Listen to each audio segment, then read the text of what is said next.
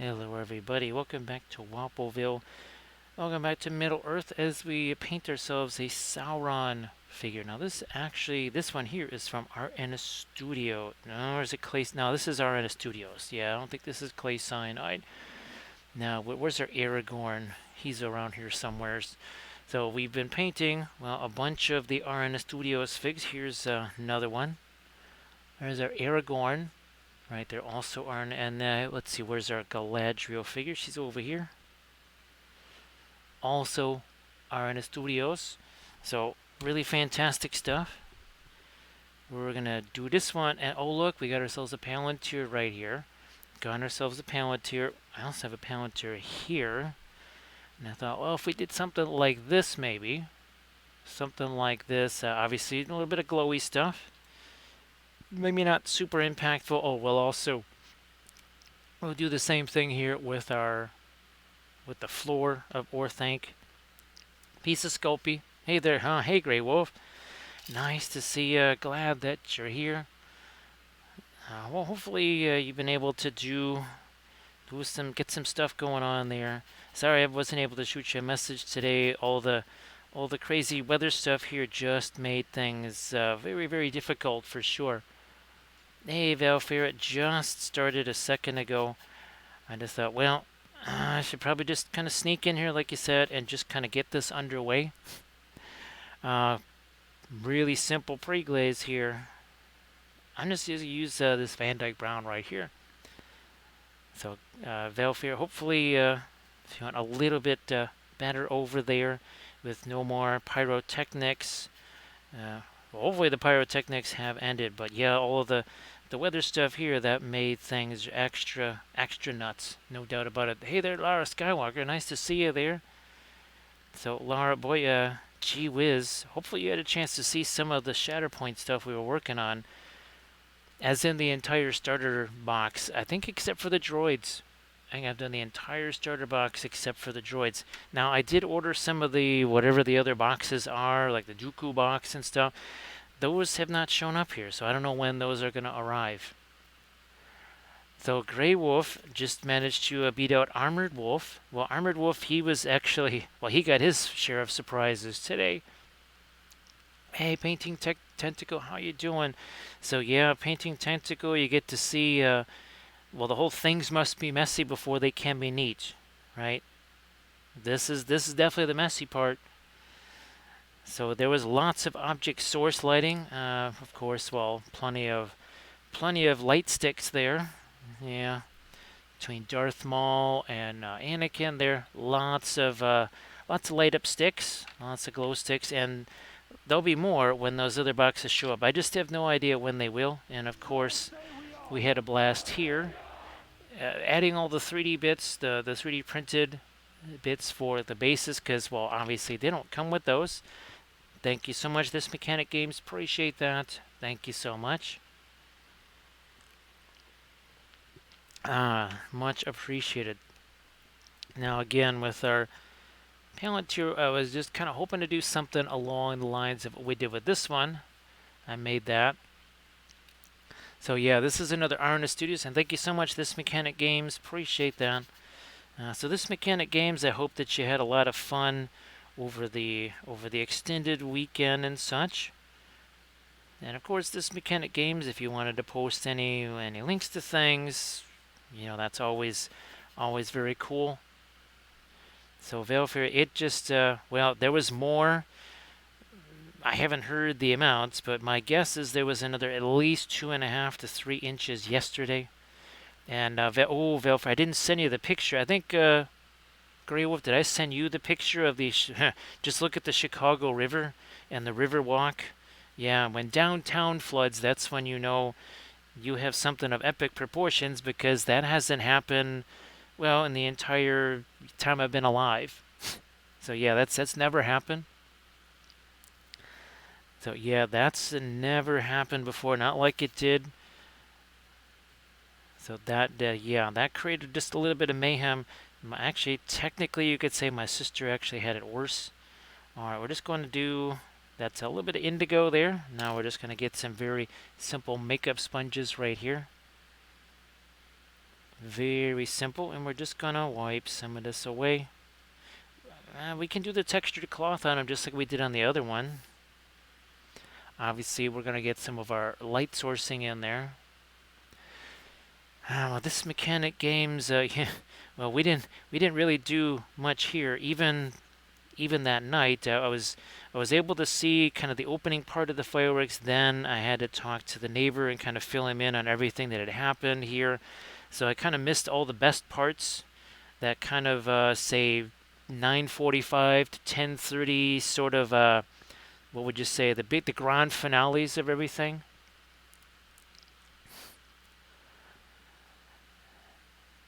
Yeah, Valfair, I can imagine that would just be a clean sweep, pretty much, right?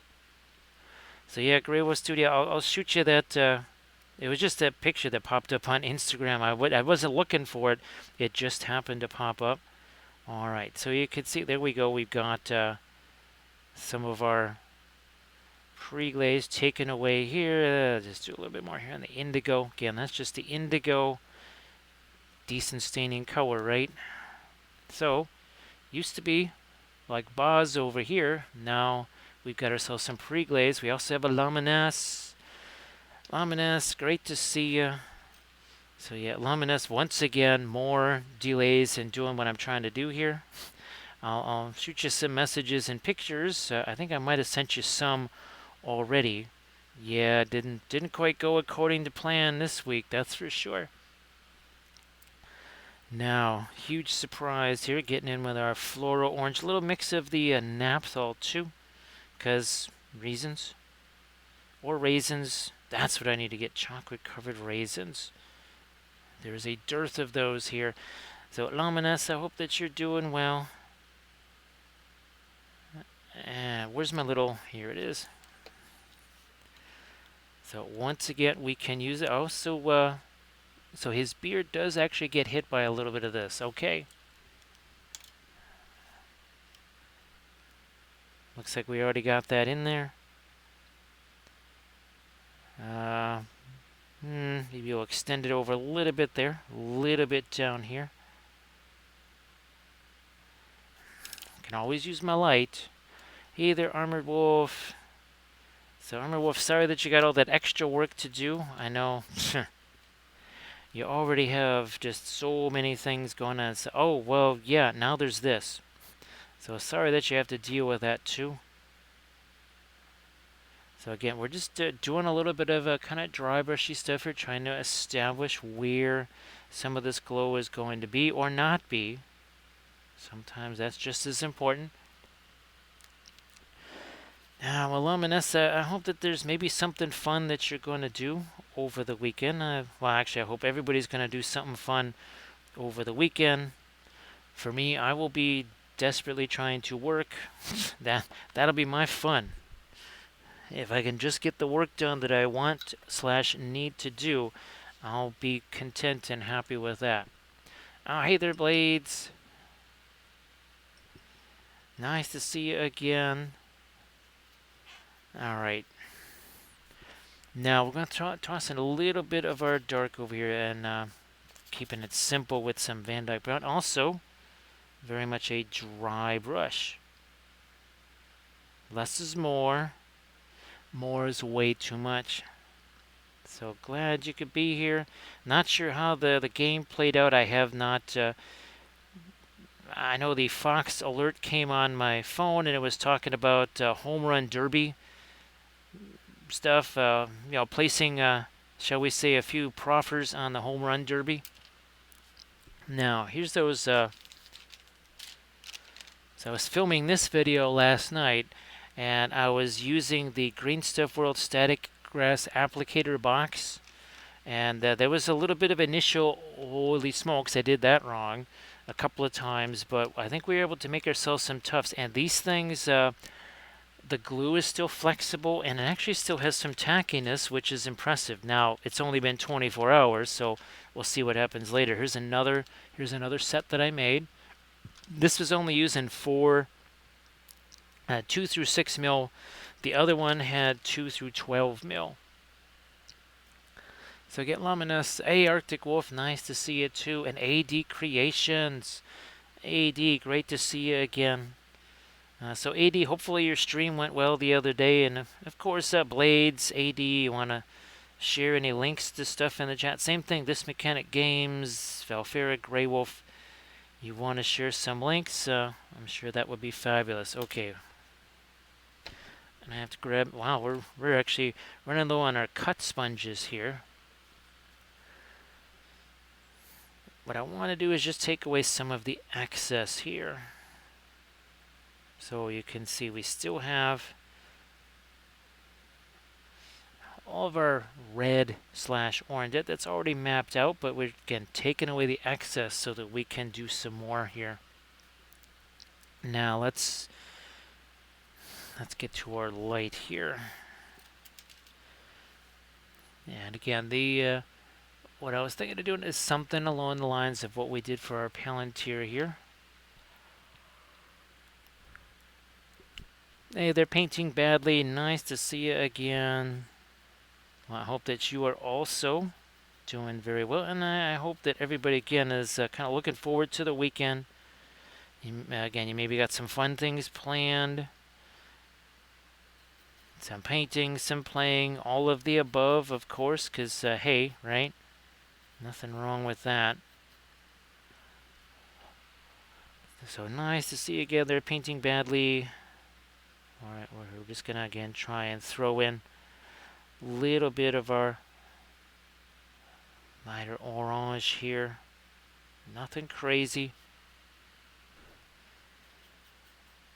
A little bit of Indian yellow got into that mix, just so that wouldn't get too peachy, because that can happen.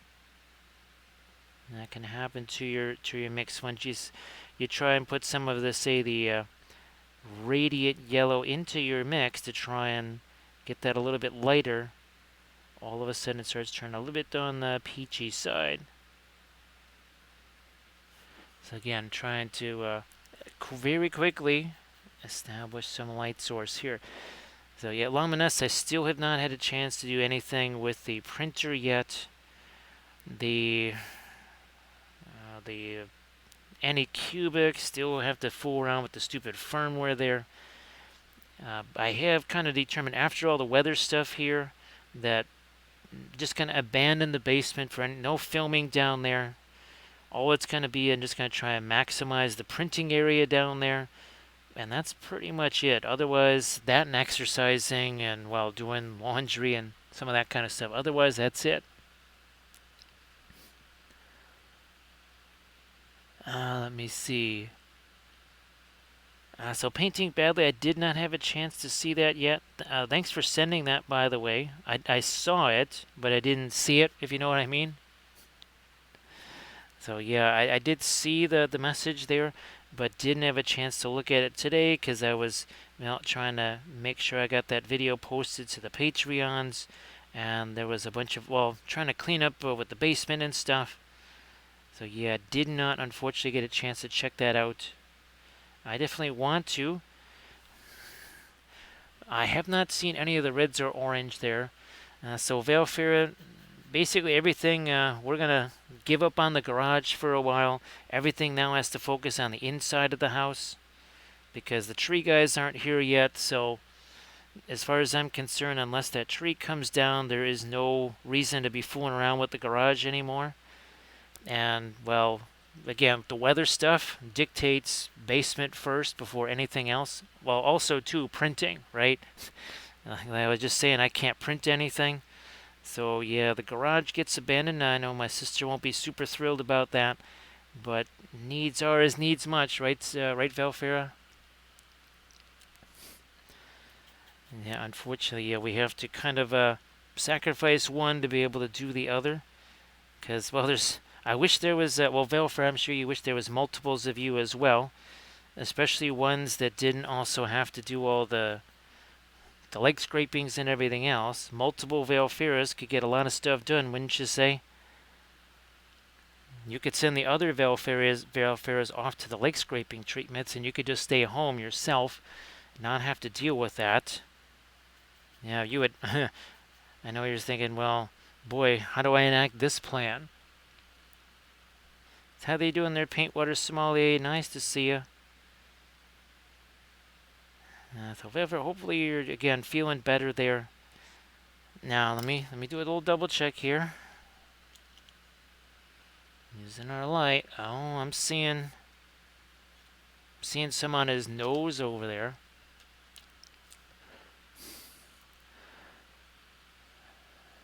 Now painting badly. I guess the next question is, what series is that? Well, when you ask what series it is, you're also, of course, asking how much does it cost. So, because obviously at our Williamsburg Cadmium Series 3 or Series 4 or Series 5 in Williamsburg, because I've never actually bought a Williamsburg Cadmium. Yeah, I haven't done that. So it's cheaper than the cadmiums. Okay, good to know.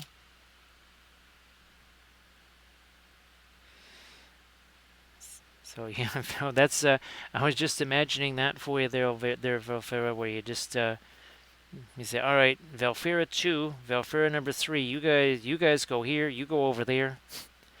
Meanwhile, I'm just doing this. And here we're gonna get some little bit of dark in here. Not too much. Paper towel somehow ended up farther away from me than I thought. So the Puro Orange is $30 for the 37 ml tube. Let's see. Wow, their cadmiums are Series 7s or Series 8s. Well, again, gee whiz, when's the last time I used a cadmium? It's been a long time. It's not that I don't like the cadmiums. It's just that people would say, holy smokes, that cadmium's really expensive. I can't afford that.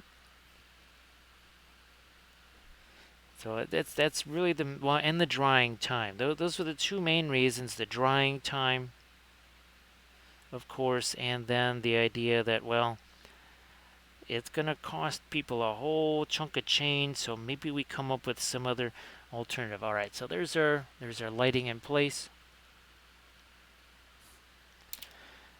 Was it the Quinacridone Golden Brown?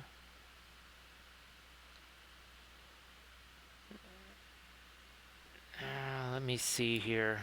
Yeah, we'll just grab our filbert. Let's start putting in some of the lighter, not object source lit areas. Also a little bit of radiant gray here. Touch of the brilliant yellow pale. This is our start. Very much a dry brush, of course.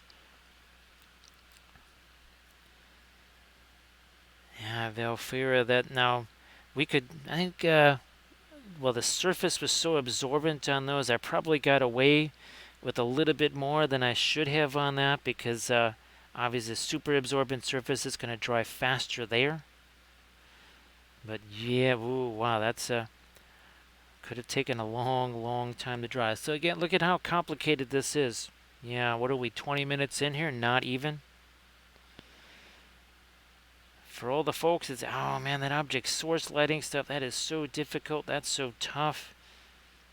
Yeah, I don't, not so sure about that. Here, let me just take some of this down here and just throw that into the indigo, such as it is. A little more over here. I'll just leave that be in shadow. Gonna throw a little bit of my light down here. And then we'll come back, we'll do some texture type stuff on this for sure. Also, now we got a little bit more of the brilliant yellow pale going on. What'll be really interesting is when we do film noir on this, my guess is, yeah, it's, you're not really going to see object source lighting. You'll just see the difference between the kind of the shadow area in the middle and then the light here and the light over there. Arid, how you doing? Everybody please give Arid a can wave a follow while Arid is lurking while working. And of course, Blades and AD, if you want to share links to stuff that you've been working on, please go ahead and do so. Now, where the heck is that Kathy miniature? Is it over here? Wait a minute. Is this it? Uh-huh. Yeah. So, depending on how things go, I don't know, maybe we try and paint this thing on Friday or Saturday or something like that. So we actually have that one ready to go.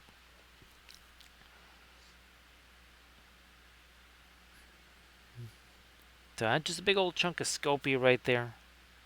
Oh look, Eye of Sauron on the cloak here. Interesting. Now we're gonna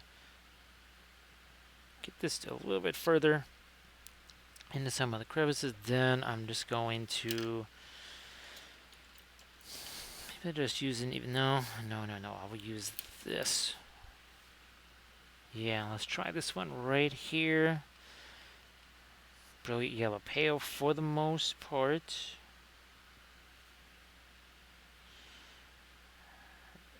Oh yeah, and by the way, this is a Series 7 that we're using as a microfilbert here. Yeah, because to me it's worthless as an actual, like say what we would do with our liner brushes, but it can sort of act like a nice soft brush here. So we'll just do that with it. Get a little bit more of our lighter road color. Then again, we have to do our texture, since apparently it's all about texture. That's what all the cool kids are doing, right? Everybody, please check out that link there from Greywood Studios. And again, Arid, if you want to post a link to your Instagram, of course. I'm sure that'd be fantastic. We're going to have to get some skin tone on him somewheres. Also, some light over here. Not red or magenta-ish, though.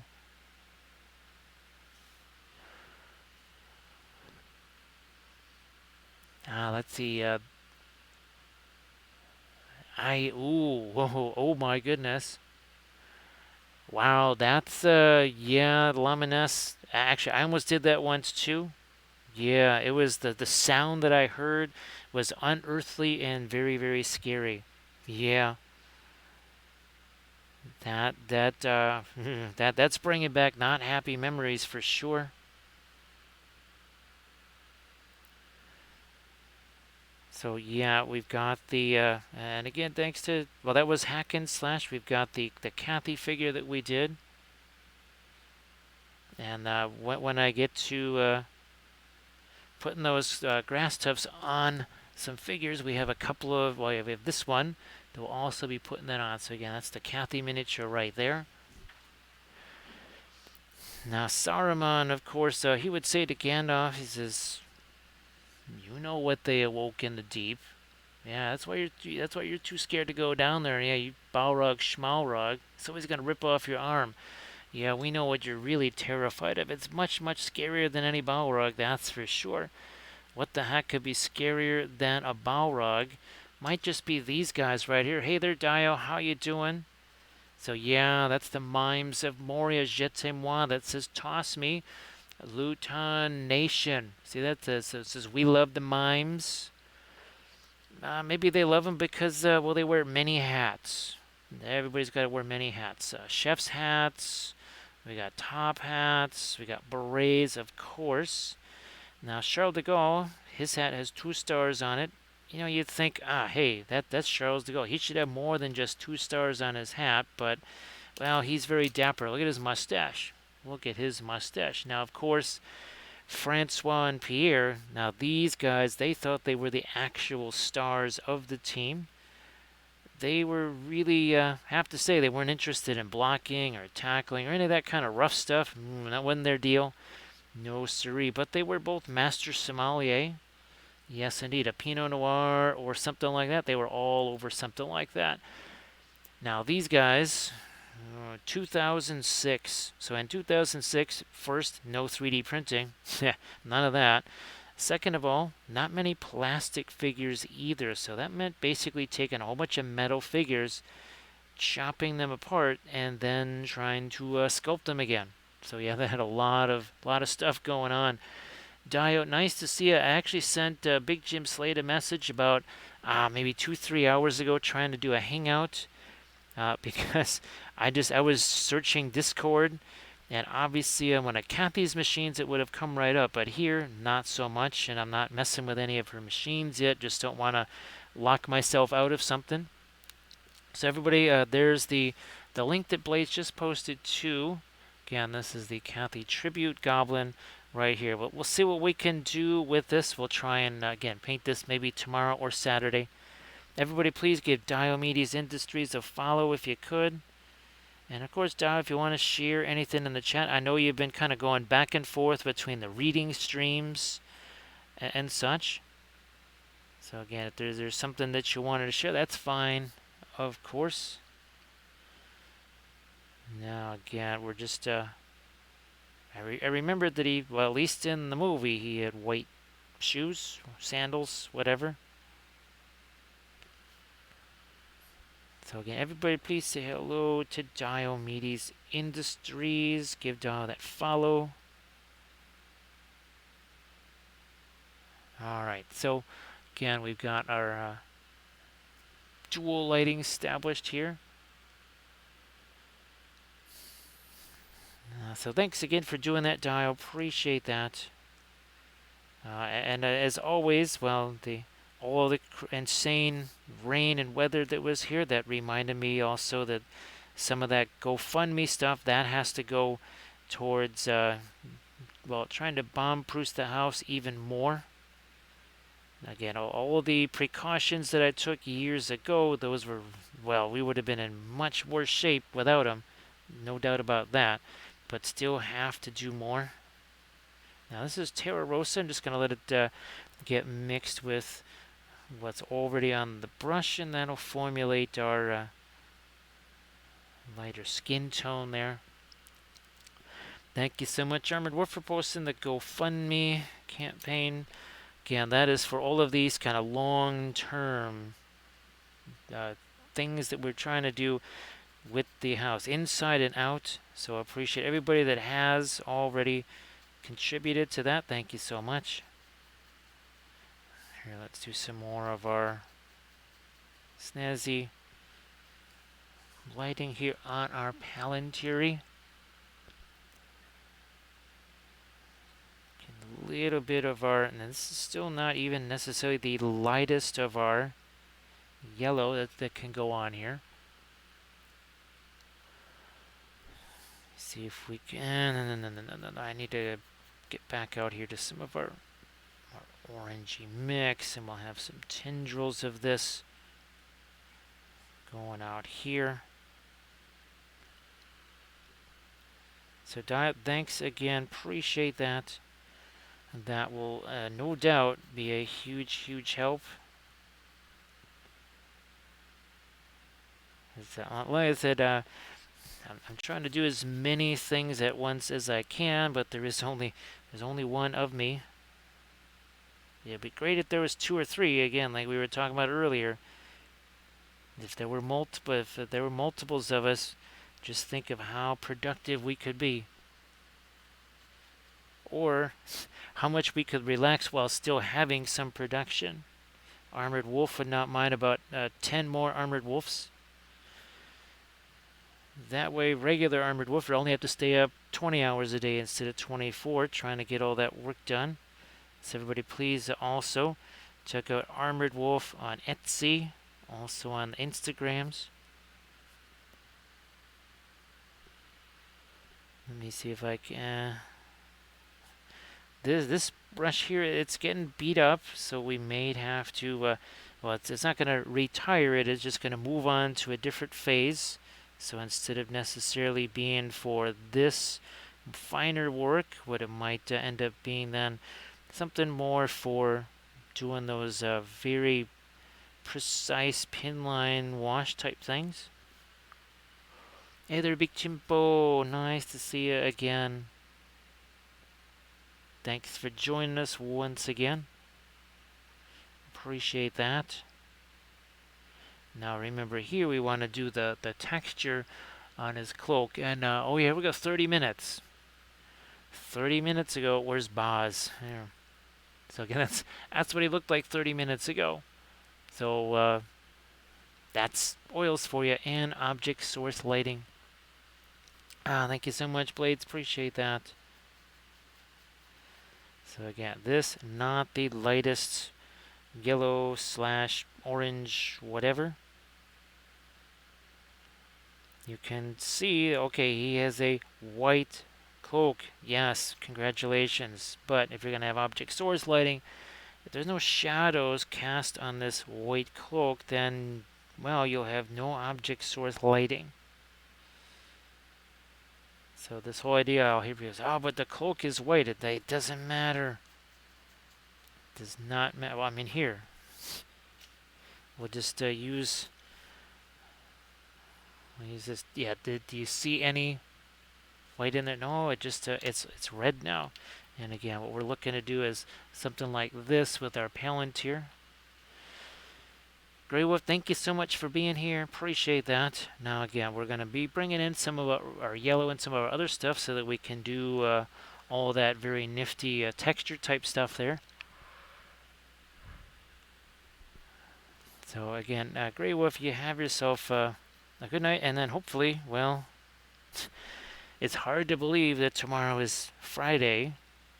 I actually got really confused earlier today because I hadn't flipped a calendar from June to July. So, I guess next Thursday I'll be working on the mural. And they said, how about working on the mural on Thursday? And I thought, well, I thought today was Thursday. They didn't say next Thursday. They said, how about working on the mural Thursday? So now I'm thinking, did I miss a couple of days here? I look at the calendar. Now I'm thinking today's Tuesday. Because in June, the 6th was a Tuesday. So I got all kinds of confuzzled there. Oh wow, that was no buenos. That was no buenos right there. Got massively confused. Until I looked at the calendar finally and went, well, yeah. Minor details. Flip it over to July and then I go, oh, well. At least it's Thursday again. I mean, not that a couple of Tuesdays wouldn't hurt. Wouldn't mind a couple of Tuesdays, but not gonna get those. Again, just doing a little bit of tap, tap, tap here. Also starting to think about the texture that we want there. Thanks, Big Chimpo. So where's my? There it is. So I made this years ago for MESBG stuff. So that's what we're trying to replicate right here in his hand.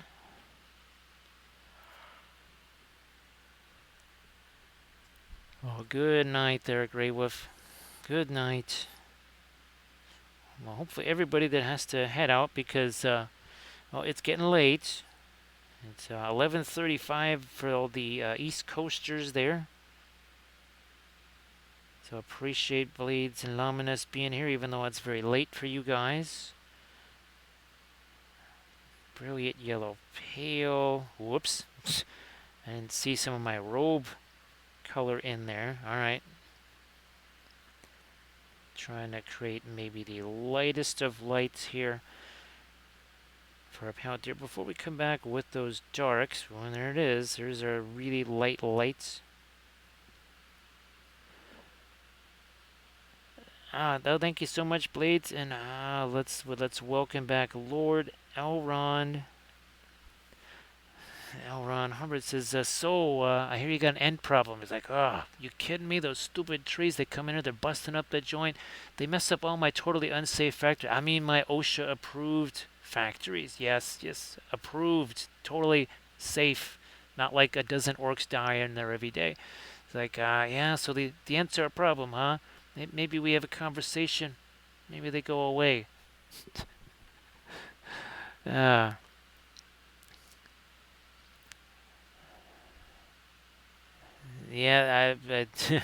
I don't know. Well, we'll take the Tuesdays. We'll take the Tuesdays, right, Nixo? How you doing, Nixo? Great to see you here. So, Nixo, hopefully your athletic endeavors, you continue to do those. Hopefully you're having a blast with those. Hopefully all the fire stuff did not impact you too negatively there. So yeah, and he says, along comes the tree burner and says, "Oh man, allergies are killing me." It's like, so did you take that Claritin that I gave you? It's like, yeah, but it just put me to sleep. Put me right to sleep. He's like, so then you didn't see all those orcs passing by on the way to the Hornburg? Oops, I spoke too much. So, uh, let's see. So, okay. Yeah, I guess. Well, does it mean it's blowing west then instead of south? So hopefully she gets a little bit of relief from that. We had some of that down here, that's for sure. Now let's do a little bit of eye action here for Sarumon. A little bit of hair action there too.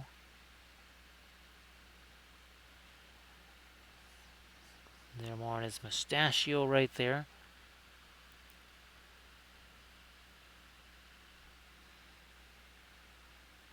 Now, Elrond, great to see you back again.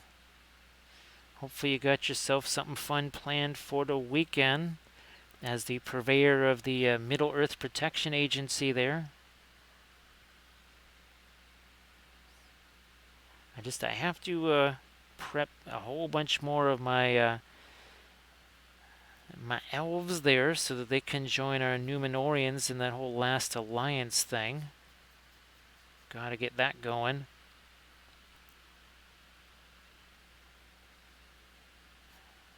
Here, let's do some more this away. Alright, so, and of course I have a bunch of, well, shall we say Elrons that are 3D printed, so we can, well, I want to try out my green color scheme, my phthalo green with sort of the brass-ish type color. I want to try that too. Here we go. So we're going to start maybe doing a little bit of texturization over here. Just a little bit of tap, tap, tap. Nothing fancy, nothing special.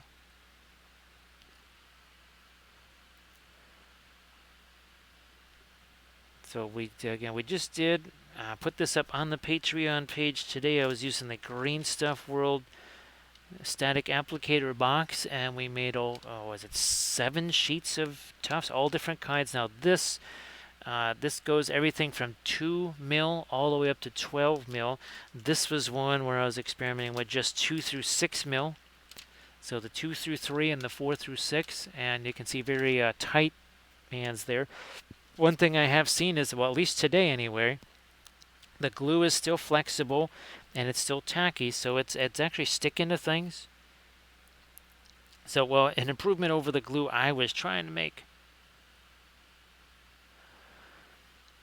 So Lord Elrond, boy, I wish I had my... Sadly, I don't have my Easter... Oh, wait, do I have my... No, I don't have... I thought I had my Easterling War Priest out here, but I don't think that I do. Because I have a gigantic Easterling army. Well, of course, here's a... We converted Amdur, the War Priest, the Dragon Knight, and of course we made our beefy chiefy here. So a Mordor troll, but with an Easterling theme, because why not? I mean, no Easterling's going to be caught dead with some poorly armored Mordor troll, that's for sure.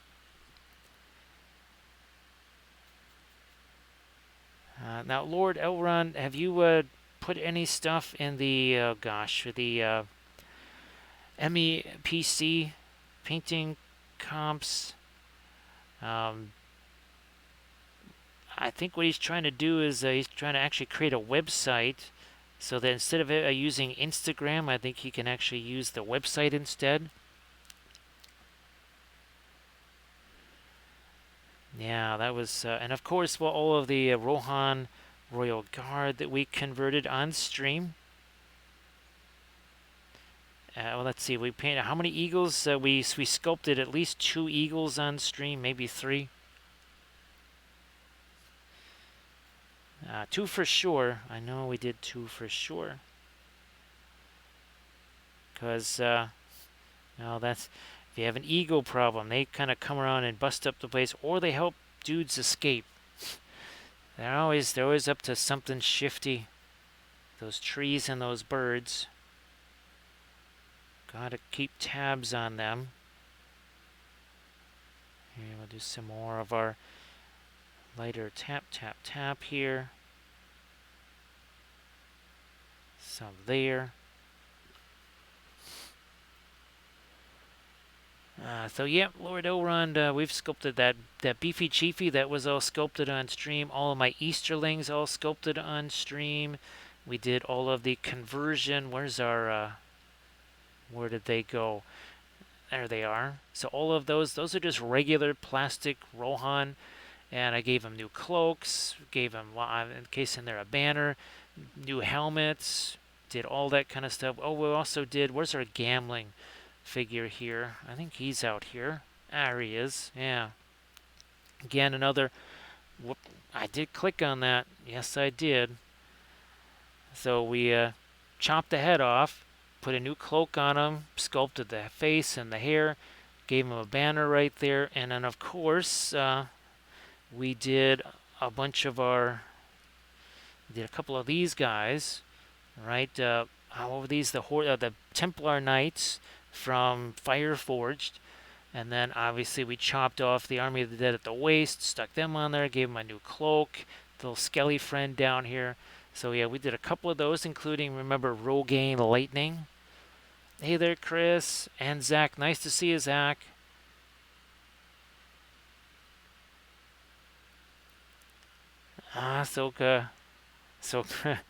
So Chris, I don't see Rathu in the chat. So you're kind of unchallenged there when it comes to the puns.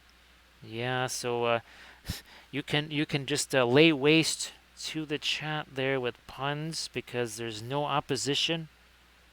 So how you doing there, Chris? Great to see you again.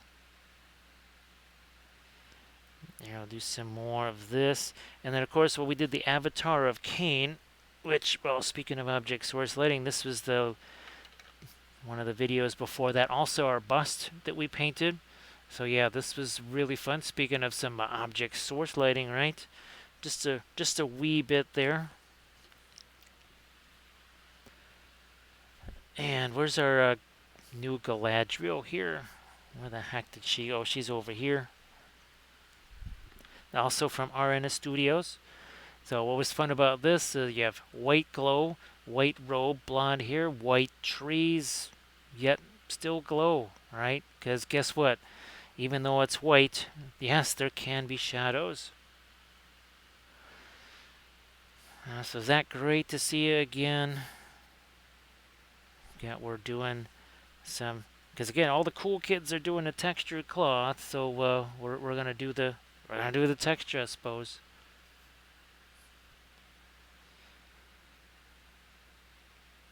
Yeah, actually, we used to do a little bit of an exercise session to that CD way back in the day when all that first came out.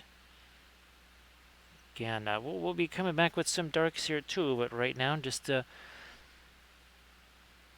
a little bit of this tap, tap, tap here, just trying to create some texture.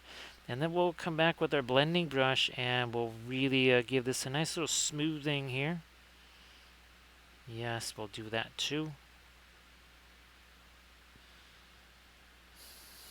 And better do a little bit more down here. Just a bit more. Hey, Megan. Nice to see ya. So Megan, there's a Nixel in the chat. Everybody, please give Megan a follow. Of course, Megan, if you want to post any of your link tree stuff there in the chat, that'd be fabulous too.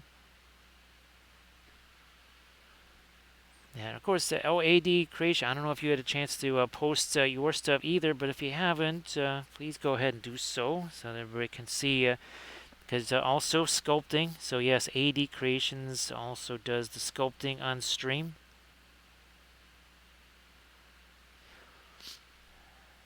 We also sculpted a great beast of Golgoroth. Yes. I don't know. Gee whiz, is he even still on here? Yes he is. Yeah. Yeah, started with a tin foil. Then the Sculpey. Started mapping that out. Yeah, and then we sculpted the entire great beast of Golgoroth. Sadly, I don't have him easel, or do I? Is he somewhat available here? No, don't know where the heck I put him, but he's not. Yeah, he's not in my drawer things here anymore.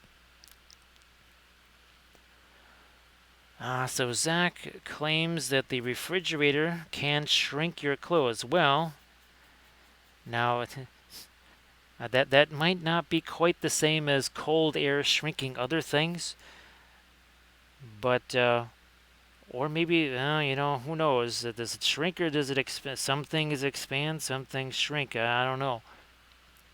So everybody, please check out the Instagram link there from AD Creations. And Holt Mini Paint, again, if you wanted to share, I know you have some stuff that you can share in the chat there. How you doing? As always, it's great to see you again. So 46 minutes. Yeah. 46 minutes on this. No fuss, no muss. Minimal fuss.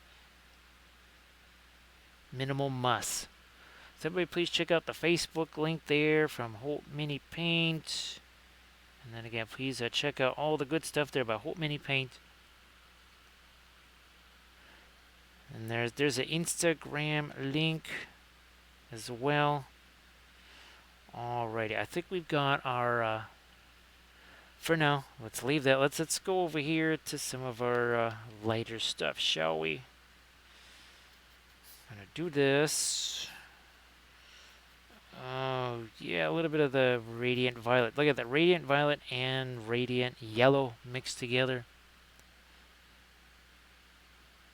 Yeah, looking to not only do a little bit of texturizing here, but possibly start to put in a little bit of extra colors in here. That's what we're really now be starting to focus on, is not just light, but also more different colors.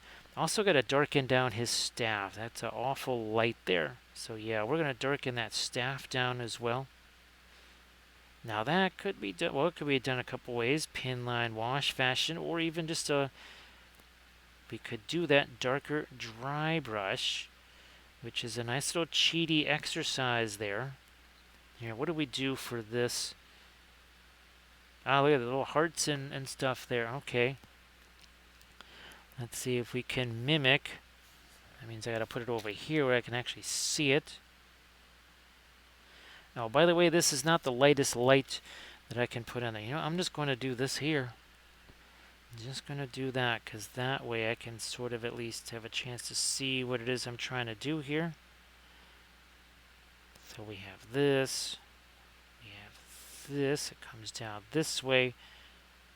And then you've got this. Okay. It does just repeat itself here. Like this, this, and then that. Alright. There you go. Now we'll just start working on more of our lights here, and then come back with some other, maybe a little bit of greenishness. Don't want to do too much with the yellow, because more yellow we got in there, that's not going to be doing very much, is it? So might actually over here bring in a little bit more of the indigo. So probably brilliant yellow, pale, and indigo together, because that should work nice. very nicely. Where's my blending brush? We got that. Oh, here, just I'll utilize this. So see, all you got to do is a little tap, tap, tap there. A little bit of the texture is left behind, but not all of it. Just a bit. I mean, have we even passed an hour yet? No, we're still only 15 minutes in. We're already starting to do freehands and textures and all kinds of stuff. Not even an hour in yet. As we like to say here, don't blink. If you blink, you will most definitely miss something. Or a lot of somethings. Don't blink. And we'll keep going with our little bit of texture here. But then we can come back with something that is a little bit more of a darkness to it.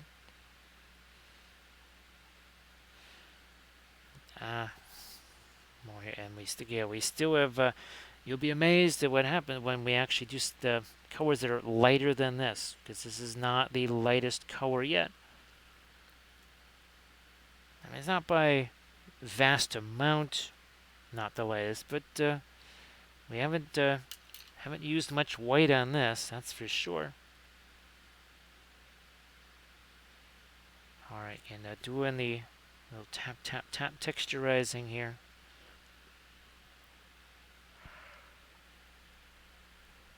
Again, also just doing a little bit of a change on the overall color as well, kind of making it a little bit more towards the ochre, tan-ish, whatever. Plenty of stuff we can do on the skin tone and the hair, which I think that's another thing I might go with a bit more of a blue on that. Doji, how you doing? Great to see you on this Friday morning. Still Thursday here, but definitely an early Friday morning for you there. I know that you're already looking forward to that bakery run. And here's hoping that the day passes very quickly without a whole bunch of Monday in it.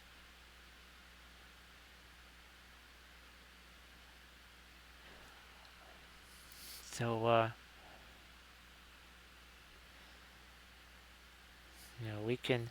That's the great thing about the oils, is that you can be slow and purposeful like an ant, but yet make all kinds of rapid progress. But if you're like a hobbit and you're just too hasty and you eat all the lembas spread all at once, well, then you're going to have yourself some intestinal issues and some other stuff too.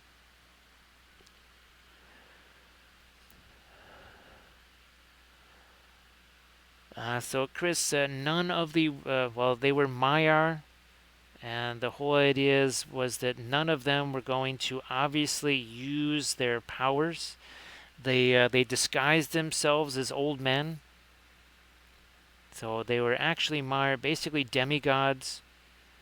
But the whole idea is that they were not supposed to use magic to directly impact things. They could only indirectly do stuff. Well, I'm glad that you're going to have more of a Friday this time, Doji. Yeah, there's been a couple of more Monday than Friday weekends there. All right, AD. So if AD has posted some kind of weird links or something like that, that's just because AD is face down on her keyboard. Either that or the cat also walked across it, which has happened on stream. It's all kidding aside, people, I think it was Night Whisper maybe had that happen, where the cat walked across the keyboard. So yeah, and it's just all the cool kids do the texture stuff, right? So that's what we're starting to do here. We're starting to get into some of that texture there. So now, of course, we don't know very much about the two blue wizards that went east. Initially, Tolkien said, well, their mission was a failure, and then later he said, well, they weren't exactly a failure, but they weren't exactly a success. There would have been more Easterlings at Erebor, and more of the Avarigs of Can. So they did do something. They didn't do what they were supposed to do. And again, a little bit of tap, tap, tap right here. And then some more here. Let's say texture goes this away. Then this. And that shape there.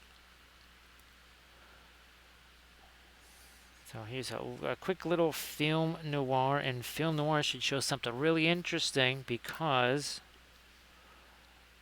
here you go. All of a sudden the object source lighting looks more just like, well, light. If anything, right now this almost looks more like object source lighting. Why? Because we don't have the color there. Now here, it's a little bit different story since the color range was so compressed. This has more of an object source lighting look to it. Now let me see if I can get both of these in my hand here as we bring back our color intensity. Oh look, all of a sudden, source lighting once again. Doji, I think also too, well, the white gloves too, right? Didn't they have white gloves and no pants or something like that? I don't know. It was very weird, right, Doji? So Chris, all of them were Maiar. All 5 of them were Maiar. So they're all demigods. In effect, Sauron was also a Maiar. Again, basically demigods. Now Sauron, of course, was far more willing to use his magic out in the open. And again, the 5 wizards, that would be the 5 Maiar, that was Gandalf. Well, actually, Gandalf didn't want to go. He didn't want to go. I think actually Radagast was just kind of also sort of more along for the ride, if anything else. So what Lord Elrond is, so that's the breaking of the world right there, because originally Arda was flat, and it was the breaking of the world with Morgoth and everything else. So that's and that's why Middle Earth is now round when it was originally flat, and that also will set everybody that was to the east that much further east. Thank you so much, Chris. Appreciate that. And again, with the 2 blue wizards, they were sent east, and their job was to, well, basically combat the work of Sauron in that region. You never hear from them again. They certainly didn't end up back in Valinor. And of course, the only one that did was Gandalf. And again, he initially did not want to go. He was, and that's kind of probably one of the reasons why Iluvatar said that he needed to be going there to maybe counteract the much more ambitious Saruman. And of course, to, well, I guess kind of babysit Radagast.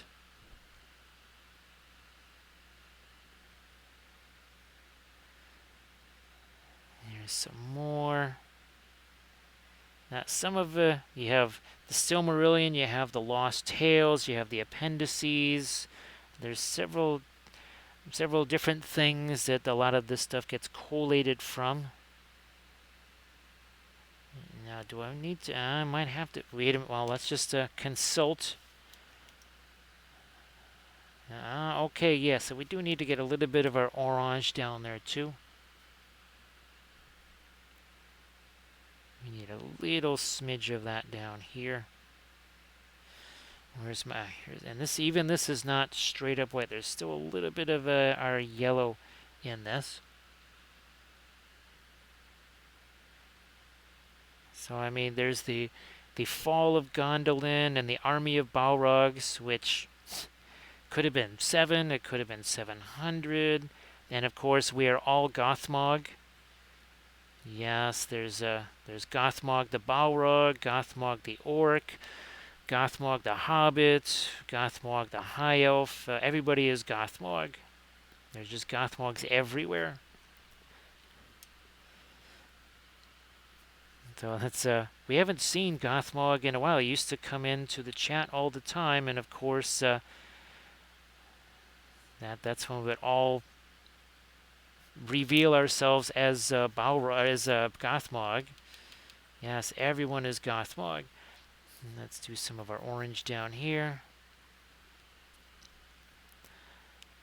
Just a smidge, not too much. Also have to darken down that staff, and we'll take a look at our one that we did. There you are. So yeah, we're going to use some indigo to darken down that staff there. So there was the one, well, I think it was Gothmog who was cast into the fountain, basically to kind of extinguish his flame. So that, just imagining a very, very sad, very wet Balrog right there. Fuker, nice to see you again. Happy Friday morning. It's still is Thursday here. It's 11:03, so still Thursday right now. So we're doing this a bit more in pinline washi style here, I think. Maybe even a bit more. Or thinner to get in there. Because yeah, we need some darks in here. We'll put those over here. Well, Fuker, glad that you're able to join us here. Much appreciated. Hopefully you're gearing up for some fun stuff when the weekend hits. Oh yeah, that does go in front of it there. Okay, good to know. We'll have to get some lighter skin tones on them here pretty soon.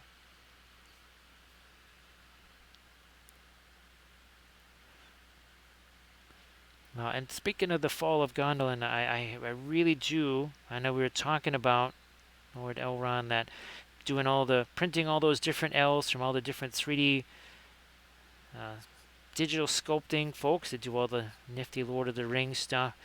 Get those printed out and then have some fun doing some of the 12 houses of Gondolin. Not just the color schemes, but also just physically different in their armor and everything else. Hey there, Elite. How you doing? Great to see you again, as always. Happy Thursday.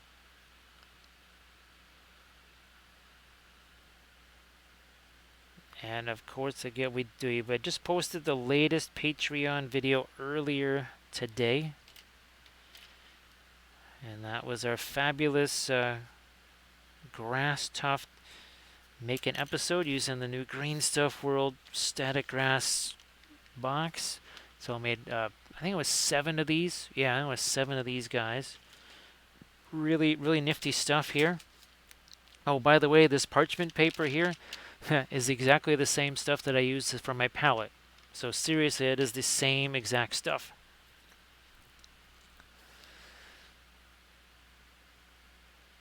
And Lord Elrond, so speaking of, well, Easterlings, printing goes ever on. They, well, he's doing some of his different take on Easterlings. So yeah, that's printing goes ever on. Now, of course, Diwali added to their welcome box the Variegs of Cand. No chariots, at least not yet. But they did add the, at least the infantry, I think, and some horses. Yeah, I think they did add some horses too.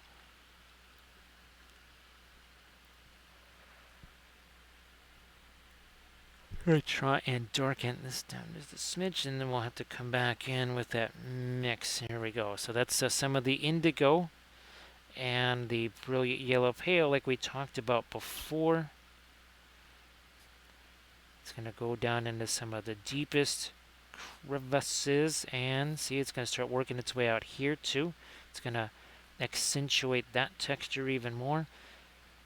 But unlike the acrylics, right, all of this stuff is blending nicely. Very fabulous. Now, where's that blending brush? Once again, here I'm just going to take this, get a little bit of tap, tap, tap. That gets spread out there. Same thing in here. Can't just have that all just be a wall of dark. Maybe throw a little texture in there too, maybe. Why not?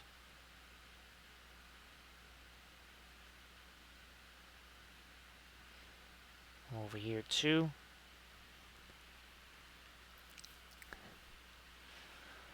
And Lord Elrond, let's see, what's the other one? Dandelions in Middle Earth, also, and of course, and Dark Lord. Speaking of Dark Lord miniatures. I've got his Barad-dûr orcs. Well, they're more like Isengard. They're like part of it's Barad-dûr and part of it's Isengard.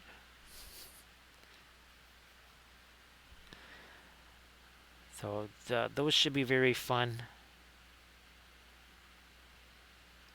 And then again, the Dandelions in Middle Earth sent essentially some of the trolls from The Hobbit, the War Machine trolls.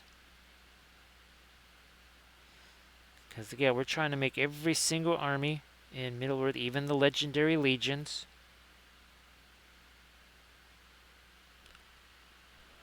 Now, right now, unfortunately, I think it's $350 or something like that, a Sonic Mini 4K, so hopefully at least maybe the, was that the July 11th/12th, the Prime Day things, at least takes that back down to the 250. Because that was a little shocking to see that, because I think the last time I checked it was 264 or something like that.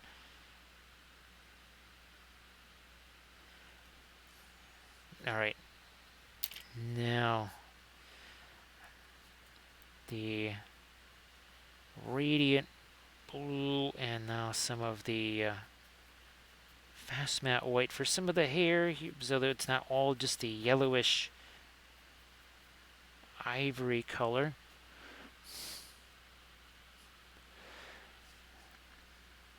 So yeah, now I've got multiple, again, between all of the different 3D printing folks, I've got at least 2 different Great Beast of Golgoroth miniatures. I've got at least 5 different Balrogs, which is why I might just have to do the Fall of Gondolin as a battle. Lord Elrond, I might have to do that. Since I'm going to have about 200 Balrogs anyways, might as well base them differently instead of just the Moria look. And actually base them in some different way. And have the battle for Gondolin. I mean, it wouldn't be all that different from our Civil War in Arnor campaign anyways, so why not do that? Way too much. Just look at that as a big old blob on the end of that brush. That wasn't going to work out. Yeah, no, that's not just lighter, that's also a cooler color right there. So yeah, Elrond, well, for the same reason I was trying to, sculpt more birdies and Ents and such, right? Thank you so much, Bench Guy. Great to see you back. I hope that you did have some fun over the 4th of July there. Thank you so much. I appreciate that. Yeah, we're back to the, again, that's got a little bit of bluishness to it. And then we want to do the same thing on his staff over here. So Bench Guy, great to see you one more time.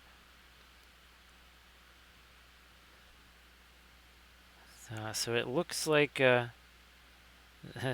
now maybe you do have a challenger there for your puns. But this Mechanic Games, definitely tempted by all the Saturn goodness. The reason why the Sonic Mini 4K is I have hundreds of build plates. And by build plates, I mean build plates with 10, 15 miniatures on them each. and I need to just kind of be able to get up and going right away instead of having to remake all of those build plates. So that's why we're kind of focusing on the Sonic Mini 4K when the Saturn would actually be a better choice for a variety of reasons. Now here's a good choice. Give You Got Me Monologue and a follow. How you doing there, monologuing? Now were you doing, was it video games today or was it miniature painting? And of course you got me monologuing. If you want to share anything in the chat, that would be fantastic too. So everybody please give YGM monologuing a follow if you could. That's what we like to do here on Twitch. Spread that love around, of course. And and actually, you got me mono. I know you've got like all the different charity figures, right? The ones from the two Adepticon streams over the last couple of years that you did. So if you want to share those, that would be fabulous. Painting the Shattered Point. Now, have you gotten any of the other boxes yet? Because I'm still waiting. Well, obviously, two of them were pre-orders, but the Dooku box, that hasn't shown up here yet. So I don't know if that's just a miniature market, their usual kind of lag time, because I see other people painting those. Heck, you might even have some yourself. I do not have those. Obviously, once those come in, we'll get those ready. We'll be painting some up on stream, some of them maybe in some videos there too. So, because I remember you talking about working on some of the terrain there for Shattered Point. And of course, if you want to share any Insta links to those, of course. And the Obi-Wan, but yeah. Sadly, I'm still waiting on those here. So not sure when those may or may not arrive. I don't know.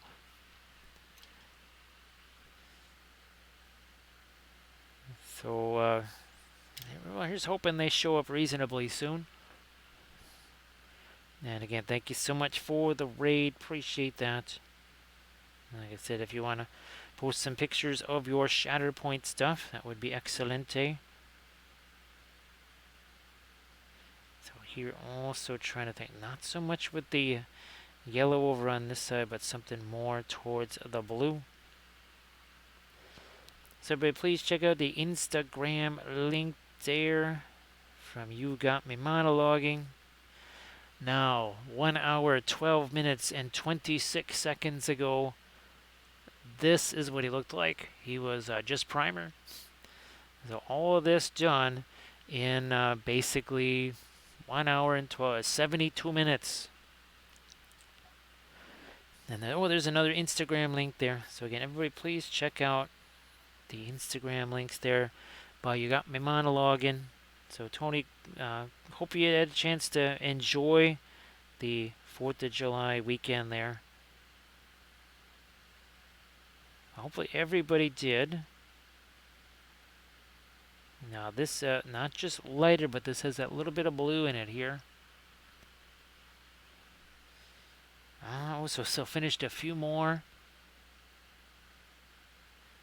It's a little bit disappointing that that box is not here. I don't think I've even gotten a shipping notification from them.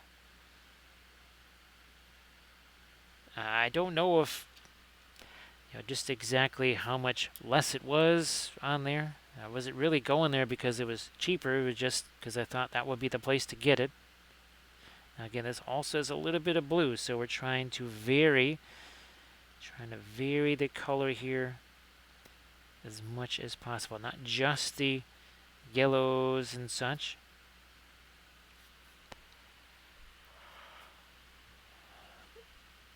Oh yeah, monologuing. Let me see. Well, I haven't actually. What I might do is a conquest stuff, because some of the giant new Wardoon stuff, like the here it is, the Tantor. Yeah, that's something that it would be really interesting to do that as a long, multi episode painting video series. So I don't know if they've got that, if they would ship it here.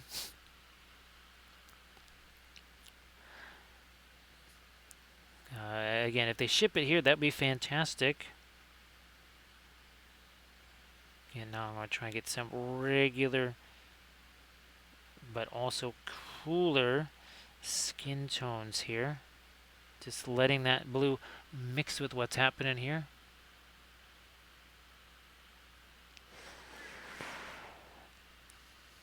So this Mechanic Games said, yeah, this Mechanic Games, I might have to shoot them a message and just kind of say, hey, what's the status? Because I've gotten no messages, no nothing, which is most unfortunate.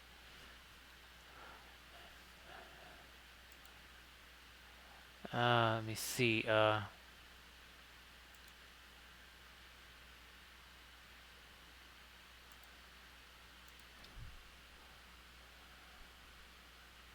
Oh, that's fantastic, Tony. Well, okay. Well, thanks for that. Let me see. I don't know where it has. Wait a minute.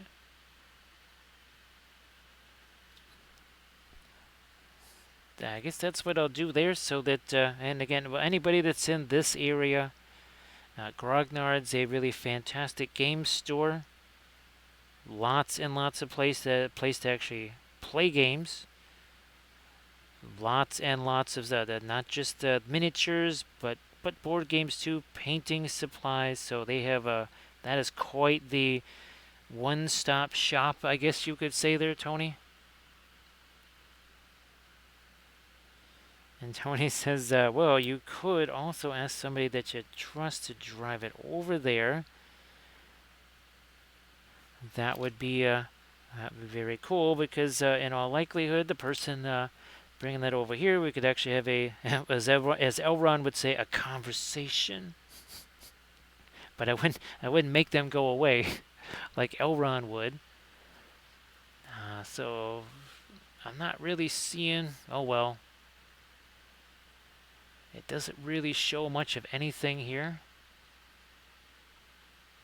Yeah, it doesn't show anything about past orders or anything like that. Oh well. Yeah, so that would not be the worst thing in history, would it, Tony? Because didn't they do a big expansion of the store space as well? Oh, that's right. Yes, they did, because what used to be Dragstar is now, I don't know, is it Grognard's West? That's right. Yeah, so what used to be Dragstar is now under the Grognard's umbrella. Okay, just to try a little bit of a bluish gray here on his staff. Anyway, 1 hour 17 minutes ago, our Sarumon here had no color on him whatsoever.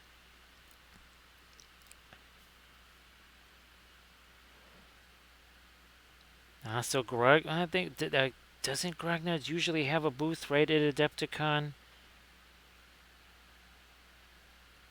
Because I think it's kind of, well, the last time I saw it there, it was sort of in the back of the D-Words room a little bit, but it was pretty big. It's fairly large.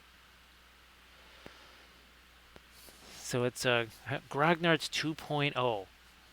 We'll call it that.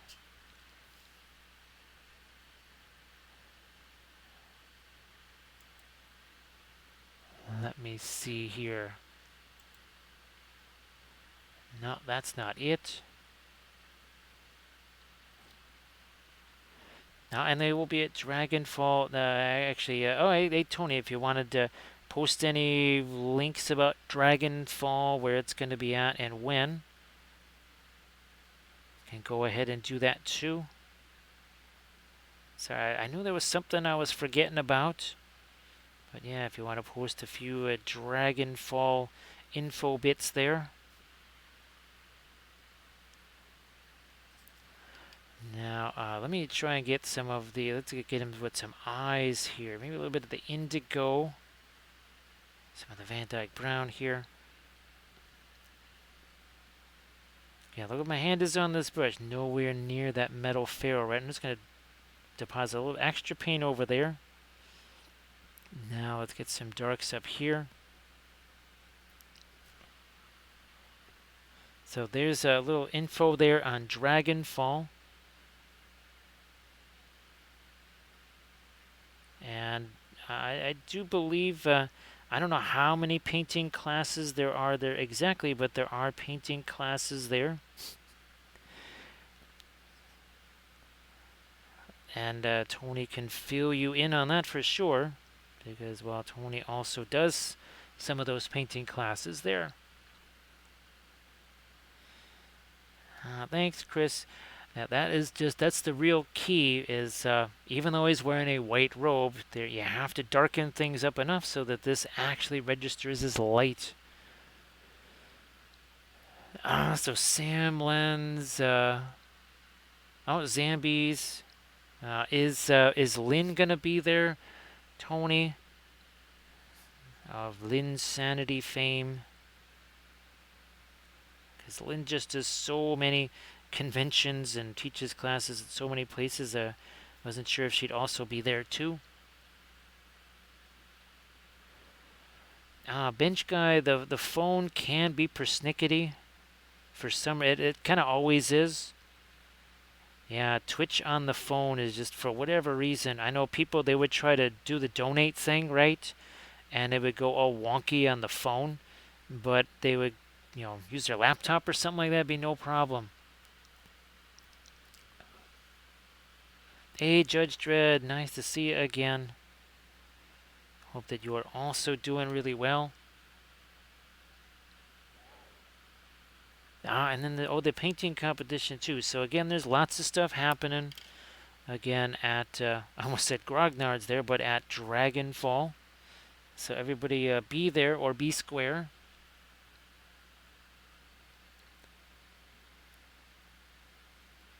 Here we'll.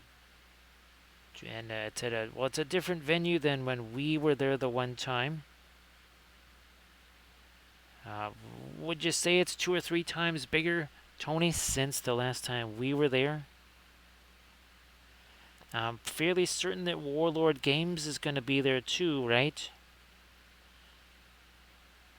Because, well, that was one of the reasons I was also at Dragonfall that year.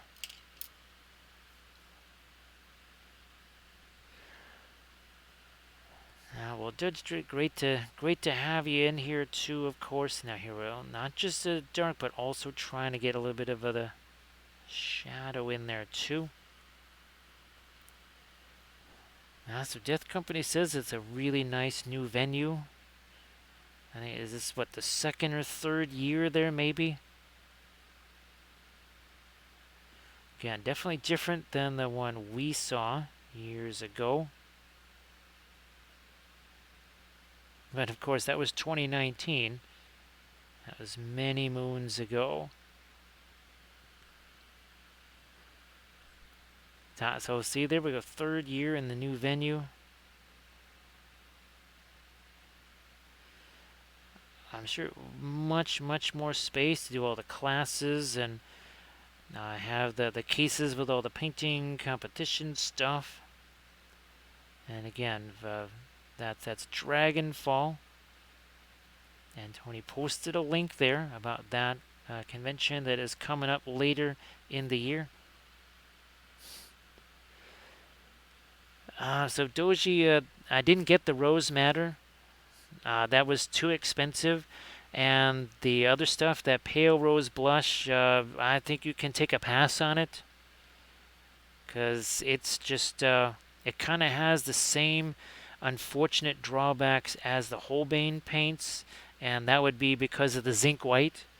So actually, now, you're not safe yet. You're not out of the woods yet, because these two have not been tested yet. So that's the Ruby Madder Alizarin and the Prussian Green. Ironically enough, both of those rated translucent. So we'll see how these go. You may still have to sacrifice yet.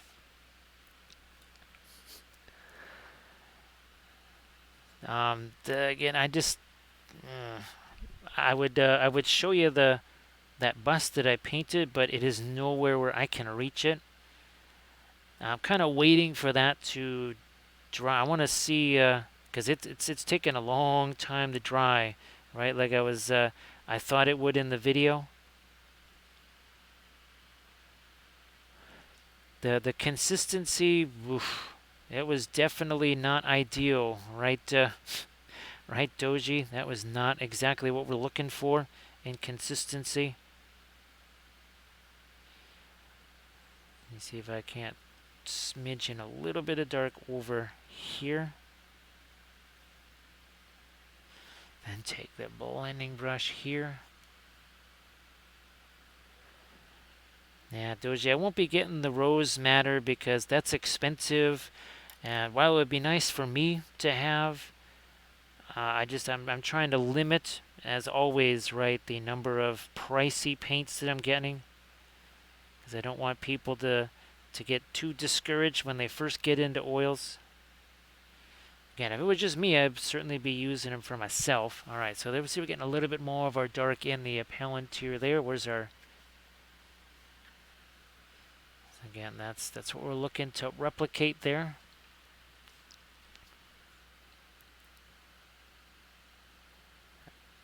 And then we're also gonna work a little bit more on all of our freehands as well. Be coming back with more of my light there. Again, it's a little bit easier to kind of start off with putting the light stuff in there and then coming back with your darker color and just sort of trimming away some of it. Basically, that's what it is. There we are.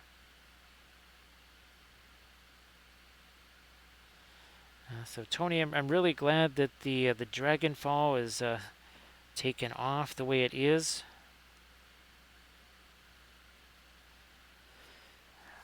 Now I'm trying to remember. I think the one we went, it was in mid-October. I think it was. All right, I'm gonna try and get a little smidge of dark here on his forehead. Might need to just use a little bit more of my thinner here, I guess. Yeah, none of this, right? No death grip on the brush. It's a lot easier to paint a miniature when the brush actually touches it, is it not? That's a much easier job.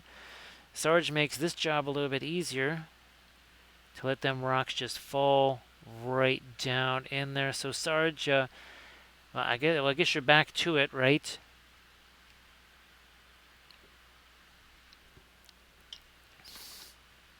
Let me see what's going on here.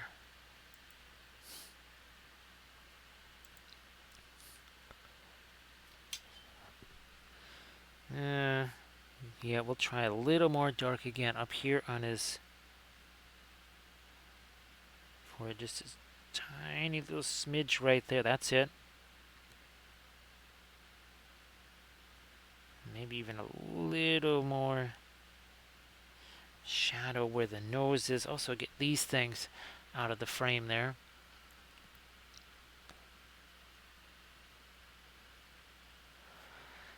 Ah, boy, Doji, it sure does with the Egyptian violet, doesn't it? I mean, it's still the king of violets. Everything else just purple.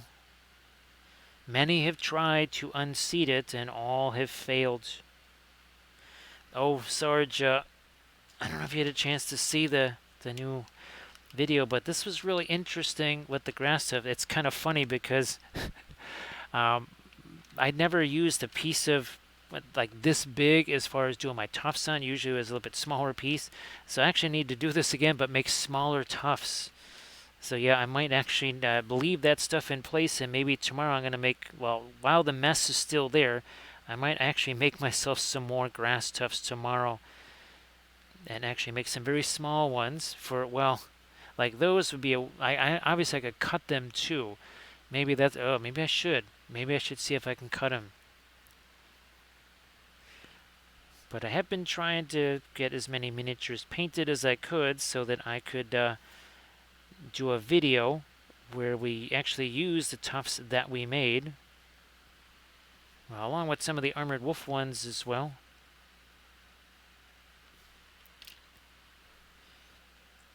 Any more? Yeah, here, let me do some of this, and then we'll come back again and rework some of that little freehand design there. Again, we're 90 minutes in. We're just crossed the 90-minute plateau on this. That is how just how quickly this can all go.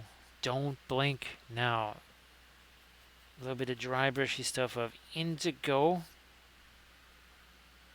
on our floor here. Did that. Now we need to reflect him. Where's there? There it is. We want to get a little bit of a reflection of our Sarumon on the floor too, because it's supposed to be a, well, highly reflected thing. So I'm going to just use Radiant Violet for that. Thank you so much, Armored Wolf, for posting the link to the GoFundMe campaign. Again, that is for all those long-term issues of the house and everything, stuff that I just cannot do myself. Tried to do much of that as I could, but I can only do so much, unfortunately. Now we need some of the stuff for the people that got the heavy equipment to give me a hand on that, and that's what the GoFundMe is for, is to help me with those things. Here, a little bit of tap, tap, tap right there. Everybody that has already contributed that, much appreciated as we add. Look at this. You can see it there now, can't you? Again, a little bit of tap, tap, tap with the blending brush that has no paint on it at all.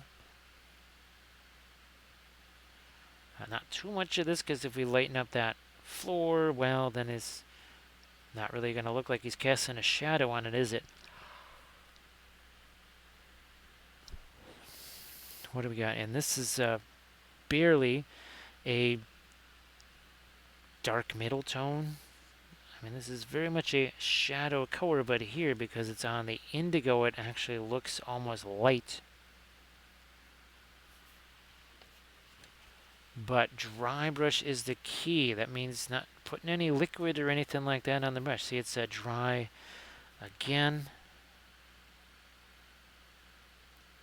And that is really, really, really dry right there. It's very important.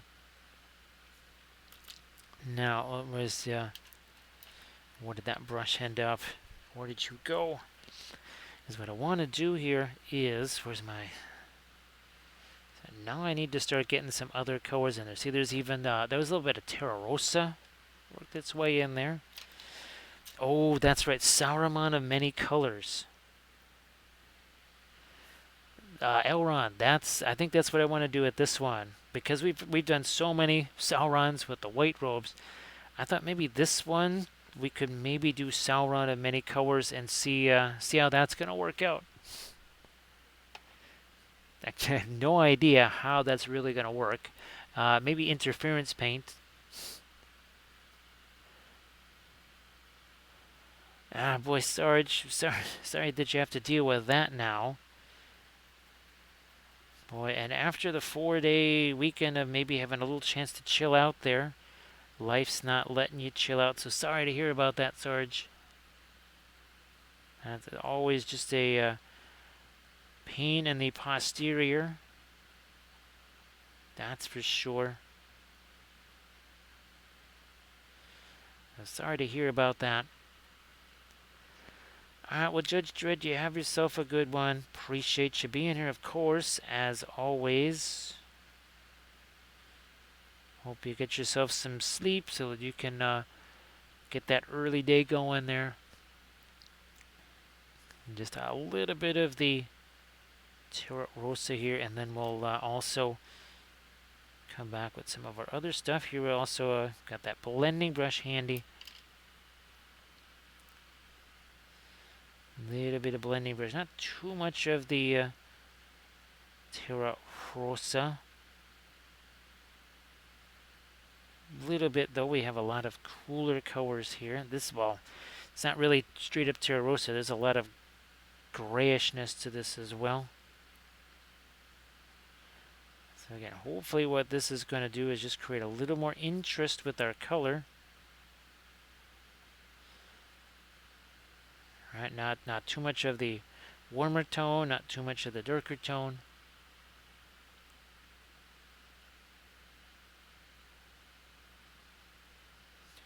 over here.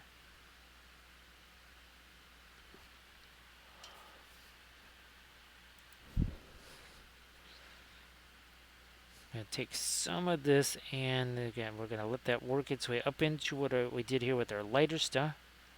And what that's going to do is just kind of mix together in there. Now here I need to actually get back to some of my lighter stuff under here. Also too, trying to give that a little bit texture. And come back with this. We'll use this as a blending brush here.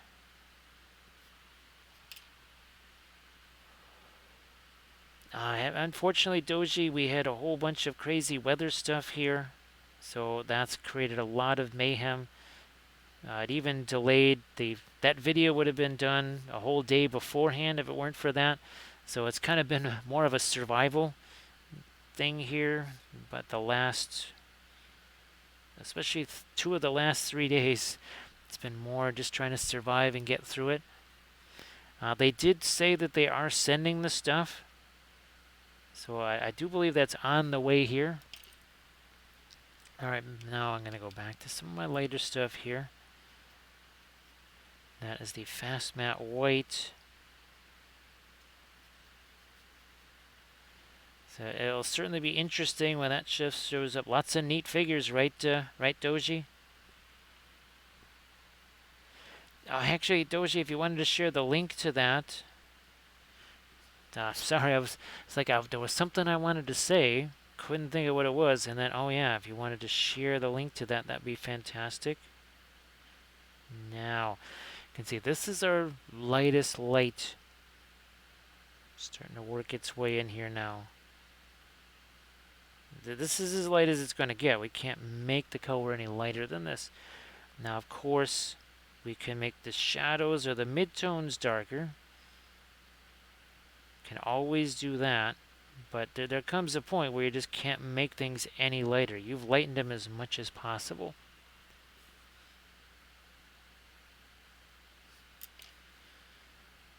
That's why we tend to stay away from the white for as long as possible.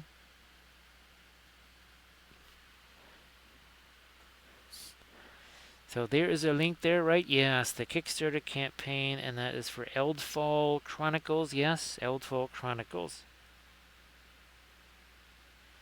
So when those arrive and I can get those all ready to go, we're going to be painting some on stream, and we'll be doing some videos on those.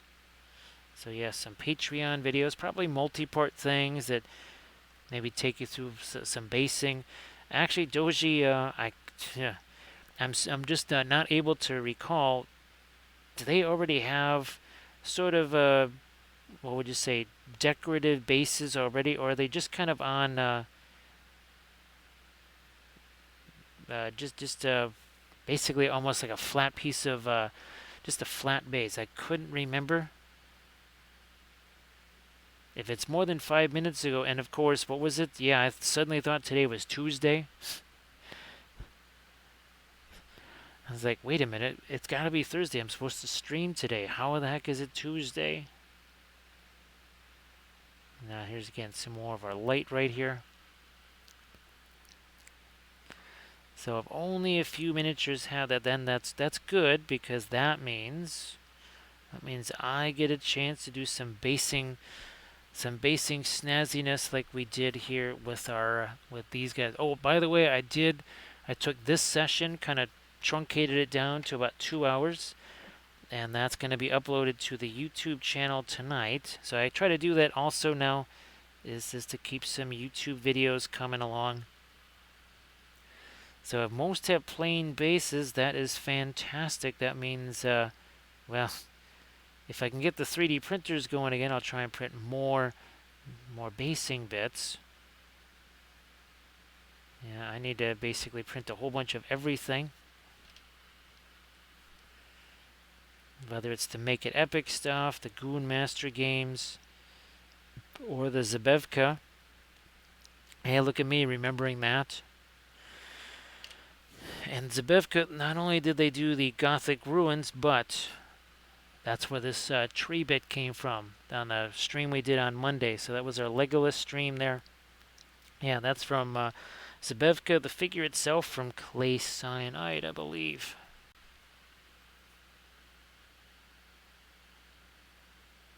So I guess we'll have to do a basing video then, Doji, of the when the Eldfall Chronicle minis get here. Yeah, just throwing a little bit of this down onto the indigo here. Letting that mix. So you can see there again a little bit of a reflection happening there.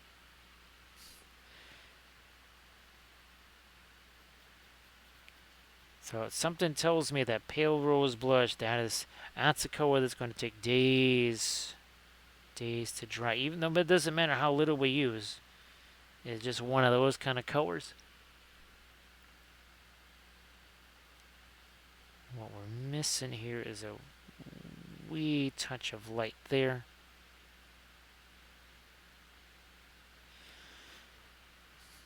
Don't want to outdo our source lighting, of course.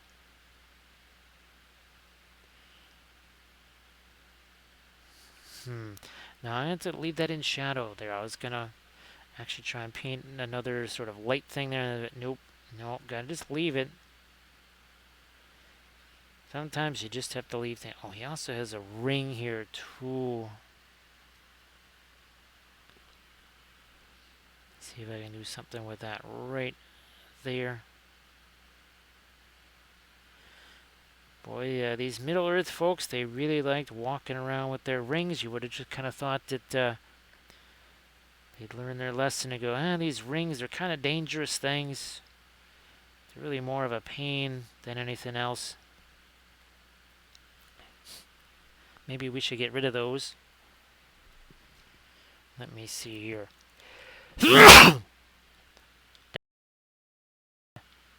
I thought I hit the mute button. Sorry about that. At least I thought I hit the mute button. Oh well, sorry about that. My finger was on it. I did hit something. Sorry if I blew everybody's brains out there. Sorry, silly moth. Yeah, I actually did, believe it or not, I did hit this button over here. Sorry about that. Well, so much for that.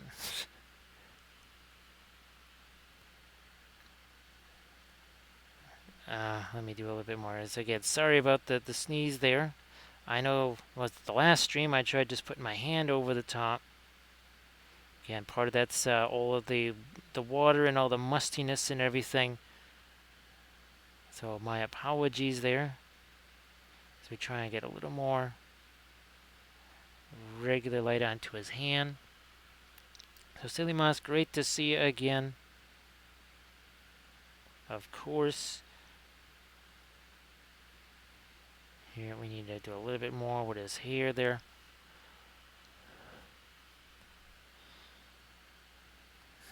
Might try to throw a little more light down there. Gotta let that mix with the indigo. Maybe a bit more over here too. Maybe even a smidge right here. So you can see that's awful bright until we take this. Can do a little bit of tap, tap, tap here. Spread that around.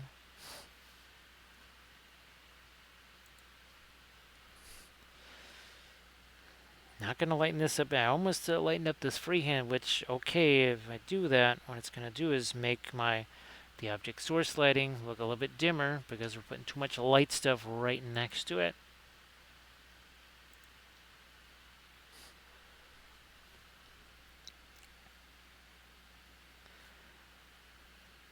Now, where's my, here's my little light. So we're getting some of the light on his schnoz there and on his beard. Boy, it actually, more of it reaches down over there too. Okay, so more than I thought over here.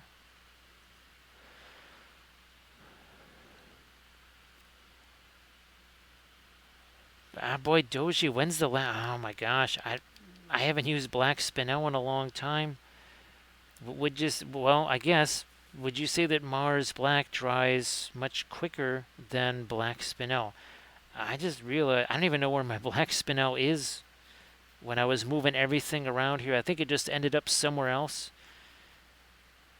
Maybe it's in with another paint or something like that. Because, yeah, I've been looking for it a couple of times to show people. And obviously I want to do that comparison video with the two Mars Blacks and then the black spinel. Because I've got a Mars Black from Gamlin that I haven't used yet. Haven't had a chance to try that.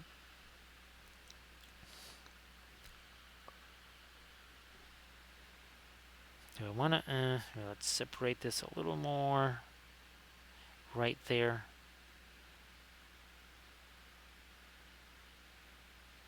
Some more down here. And now let's use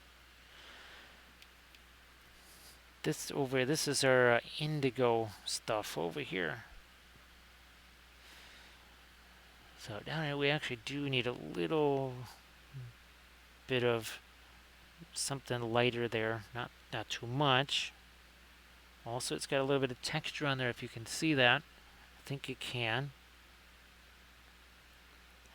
Also, you can see there's a little bit of a stippling stroke we're using, and this is, remember, this is not a sable brush. It's one of our liner brushes. It's a artificial hair brush. It's a synthetic, which is why I'm able to do this kind of stabbing away at this like this. It's soft enough, certainly very detailed.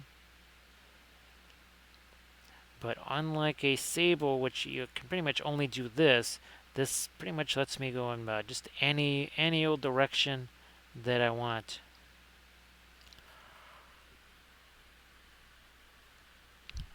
Once again, this is essentially a dark middle tone, and everybody focuses on light and shadow, which is fine. However, pretty much the vast majority of any kind of what happens on the miniature is mostly mid-tone. It's not the highlights, it's not the shadows, it's all that area in between. Just something that always kind of keep in mind, that the highlights are very, very few and far between. Same thing really with the shadows. It's all of those mid-tones. That's where all the action happens. That's what sets up everything else.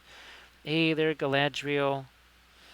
So this Galadriel's all dry now, just ready and waiting for some static grass and some flock. I do have some static grass tufts that I made. I'm going to be making some smaller ones, I think, maybe tomorrow to go with that.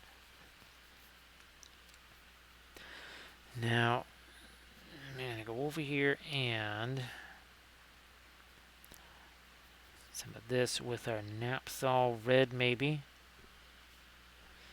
So Galadriel, hope that you are doing well. We've actually had Lord Elrond in here. So now we have Galadriel. And of course we have endless Galadriels. And there's still more on the way.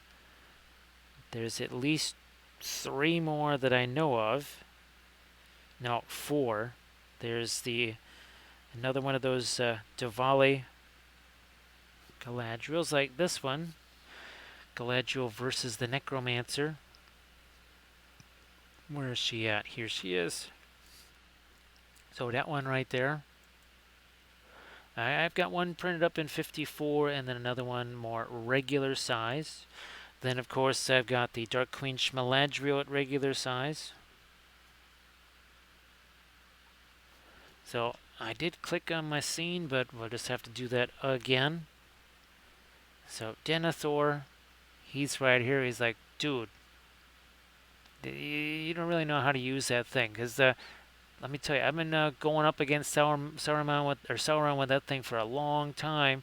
It's like, yeah, that's why you're all demented, dude. That's why you're going to set yourself on fire and run like 900 meters. Setting a record on fire. It's like, wait, what?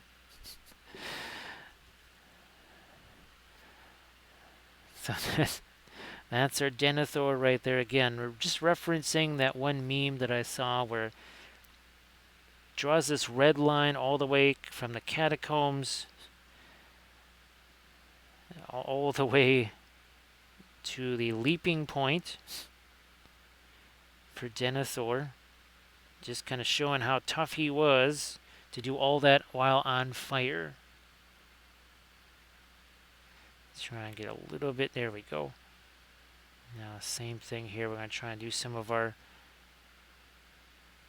darker areas with our object source lighting. Now, we'll take this. This is our blending brush here. You can see that we can practically count all of the little brush strokes we did until we do this, and now it's all incorporated. Same thing here. It looks like a whole bunch of little dots that you can see very easily until we do this. And now those are broken up. They're muted a little bit. So see what we did there? That is really, really, really, really easy to do. Not a problem. And again, we're focused not over here, but over here, this sort of midpoint from where the object source lighting takes over, and then over here where your ambient light sort of takes over. Like that. And that's along the same lines as what we did here. So you can see there's your firelight, right? And as we go this way, there's that line of dark, and then there's the ambient light that sort of takes over. And that's really what gives you that sort of that object source lighting effect. But you only have that, again, if you have the dark in place. Also, too, we've got the cooler colors right over here that we're putting in, like, well, this one here, which has the indigo in it. So just overall, this one doesn't have the same kind of warmer colors in the cloak as this one does because, well, this one doesn't have the object source lighting, does it? So again, this is the GW one, and this is our Arna Studios one. Now, I'm not going to bother getting out the iridescent pearl white. I'm just going to paint in some of the patterns in the floor here. Very gentle here. Let's go this way, not necessarily having to attach it to his foot there.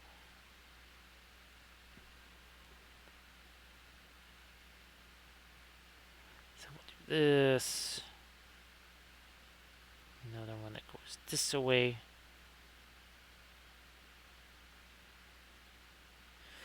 And if it mixes a little bit with what's there, that's okay too.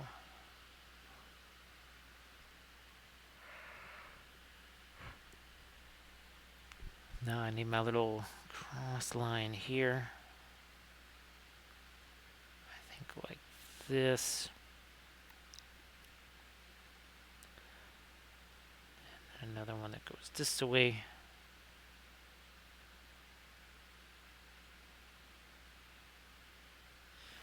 Alright, there's a little something in there. Now let's see if we can give a little bit of glint to this in a few places.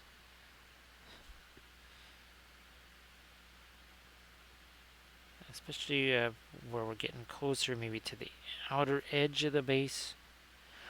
Less in shadow, of course.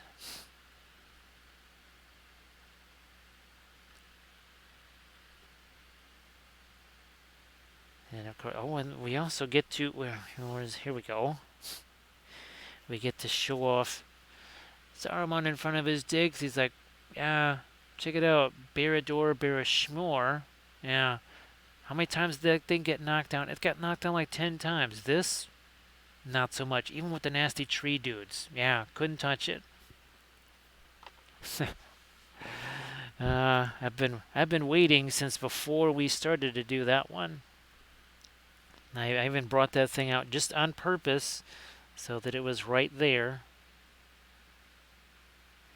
so that we could have ourselves a little bit of a Sarumon theater. Of course, Galadriel, you missed the little bit of an exchange, a little bit of tete-a-tete there between Treebeard and Sarumon. Too bad. Oh, too bad Bithron wasn't here to do a clip for that one. That would have been an interesting one for Silly Marillion, as we call it here. All right, so that basically doing the same as what we've got here. Sorry about that. Now, I know we needed some orange up here. Let me make sure I get some of the Indian yellow into that to maintain the, well, oranginess. Because a little bit needs to go here, at least according to that little flashlight thing. Needed to get a tiny smidge of it over there. And that was this guy. And you can see we're just going to shine it right there. And I could see there's a little bit of a glint worked its way under there. Hey there, Duskern. So Duskern, great to see you again. Hopefully everything went well the other day with the kids there. I know we were, oh, rare earth magnets, that's right. Yes, they were going to wear magnetic clothes. So if you needed to get the kid where the kid needed to be, all you had to do was just activate the rare earth magnet and they would just be instantaneously drawn to it from wherever they were in the house. Willingly or unwillingly, they were going to be compliant. Now we're going to get a little bit of our light on the end of that. Same over here too.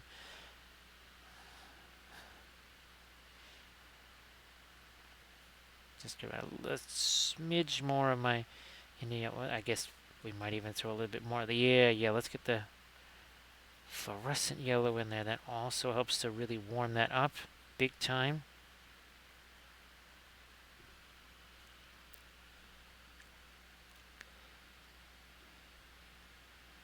Well, yeah, let's throw a little bit more of our light there.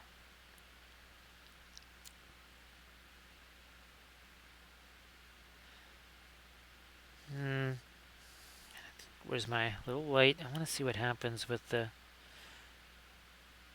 Okay, so I guess we will get a little more light over here too. Why not?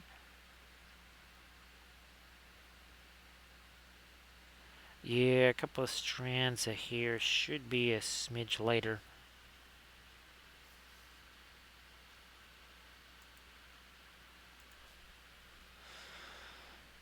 And then same deal there, and then there's one right up there. That's where the light, when I did the flashlight thing, that's where it went over there too. Now we need to get a couple more lights in our Palantir, and again, what I'm trying to do is replicate what we did here. A little bit smaller though, just a little bit smaller.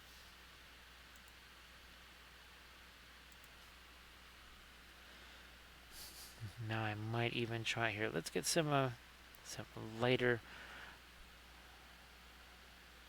stuff here for his nose, maybe. Right there on that cheek.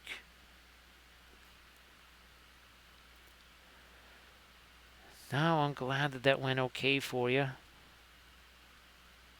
Well, Doji, have yourself a good one. Thanks for staying as long as you could. Thank you so much. Appreciate you being here as always. Well, I'm supposed to be obviously streaming, well, Friday and Saturday, so I think we should be all good.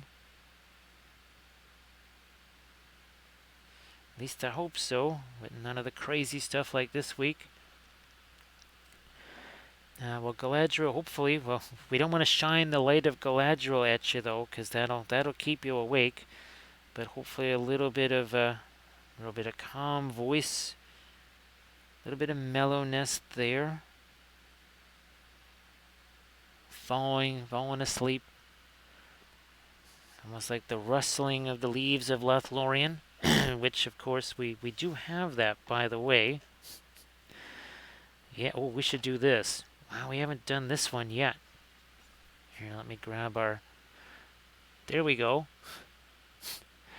There's There's Galadriel and Lothlorien. Geez, I should have done that sooner.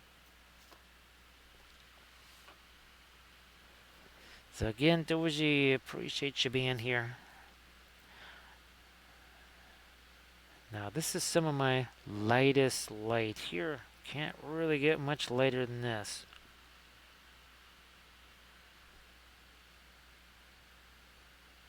Bit more. A lot of these sculptors buckles were all the rage, and now it seems like everything has to have some wrappings on it. Yeah, Galadriel, actually, I painted a couple of Lothloriens. Well, I also painted Rivendell, but somewhere we've got ourselves a Lothlorien that we painted on stream. There it is. So that was another one that we did. That was very fun as well.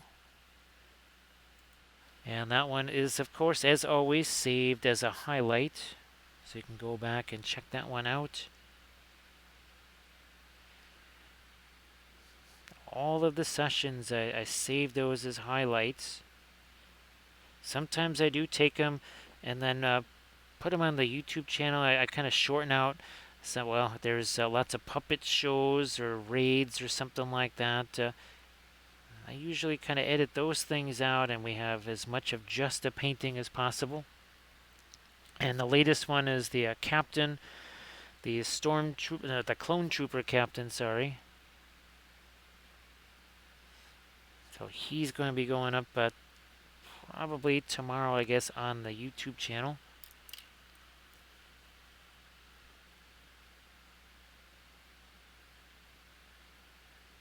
Oh, yeah, we should get a little bit lighter down here. Galadriel, I also did a diorama of the mirror tree, or so the mirror pool set there. That was really fun. I sculpted the Malor tree with all the roots and everything. Have a little fountain there, and then of course then I almost said the Palantir, then the mirror pool. And I have well, the actual GW figure that goes with it. Now, more of the, yeah, we need to get some more mid-tone, and that's going to be the indigo-ish stuff. Why? Because it's really close to our floor here. I'm going to even put some on the floor itself. Blending brush, like always. A little bit of tap, tap, tap here. And that sort of generates the same oh, there you can see it. So that's again the lighter robes and such reflecting on that black. I don't know if it's really marble or if it could just be obsidian. It'd be a lot of obsidian, but it seems like that's what our Orthanc was. It was carved out of that.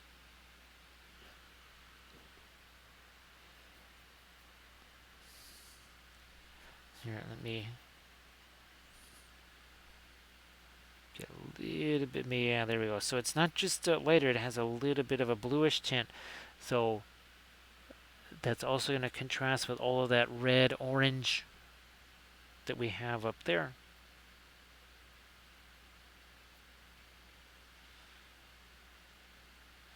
Now again, this the figure itself is 3D printed.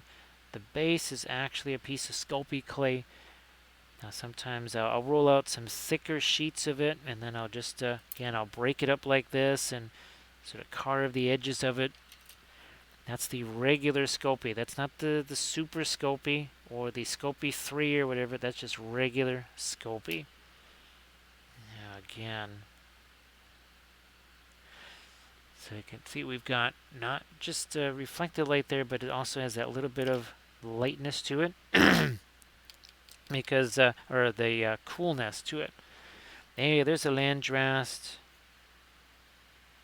Nice to see you again there, Landrast. Well, glad all the printing stuff is just, I know there was a little bit of a mischievous thing there, but now it's all going good, and that would really look spectacular too, what you were talking about, 3D printing there. Yeah, that would be pretty amazing, wouldn't it? Again, we're going to throw these on here. Much darker than we intend them to be, because now we're going to take this brush And as this little bit of tap there, it doesn't wipe them away completely, but it does sort of incorporate those with everything else that's there. Now here, going to also try and do a bit of a cleanup on our freehand here.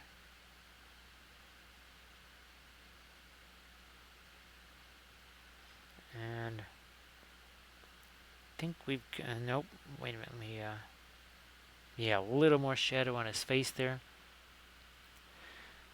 Well, Landress, that's always fantastic.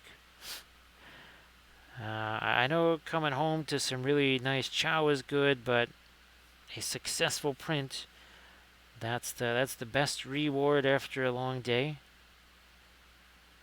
Glad that worked out.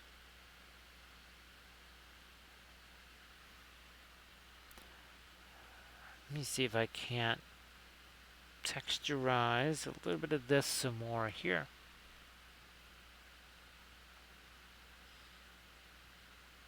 Then take, again, this blending brush right here, so see where we've got all that. It's a bunch of dark right there. I tone that down. Then I can come back with some of my, my lightest lights. I'm also going to do this just a bit here.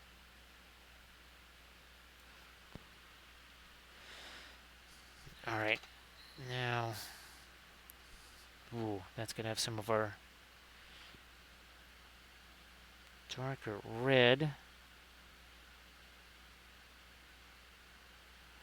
Now, what's happening here with his hand, which is just a fiery red blob? We don't want that. We need to darken that down a bit because that's clearly going to be in shadow. So that's what we'll do here.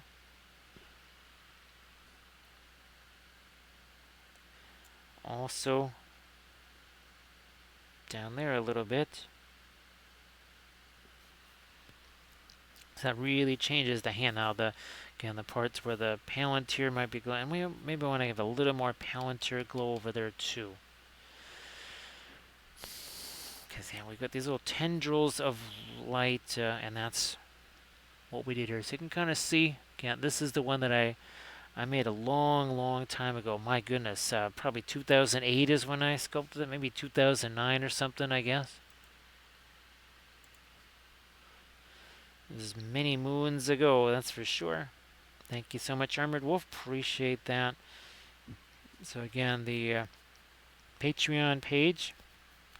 It's not just oil painting. I do a lot of acrylic stuff, but it's not just painting videos. There's sculpting videos on there, diorama videos, multi-part series, lots of terrain, and then lots of basing techniques. And again, that's those grass tufts that I've been showing all during the stream. I just did those last night. So I try to lighten this up a little bit more down here.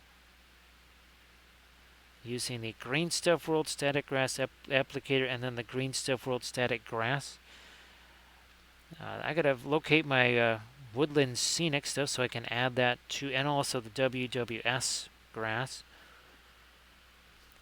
So Armored Wolf, that other video I did using the WWS, more the wand type applicator that we were talking about, that was Basing Techniques 9.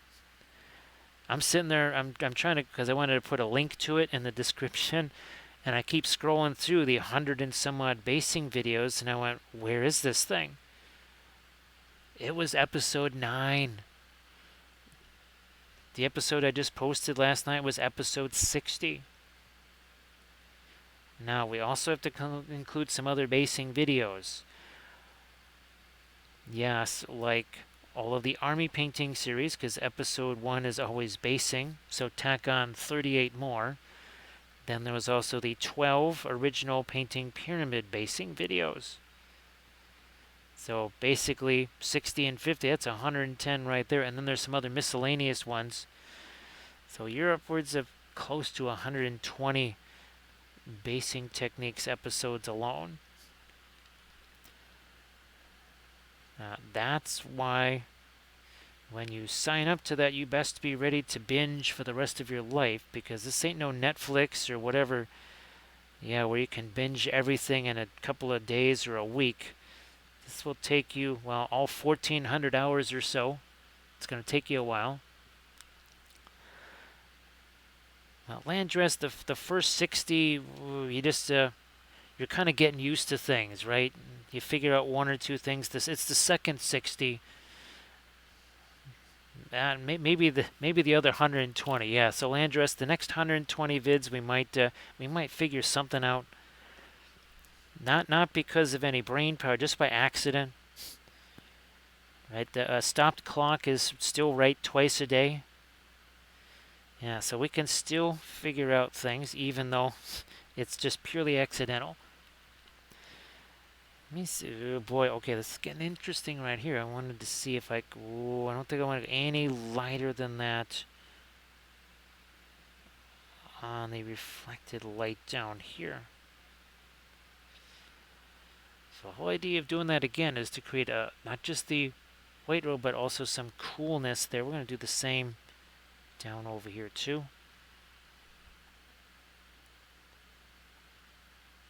Oh, and also too, that video on that bust, that was on the workbench episode 100.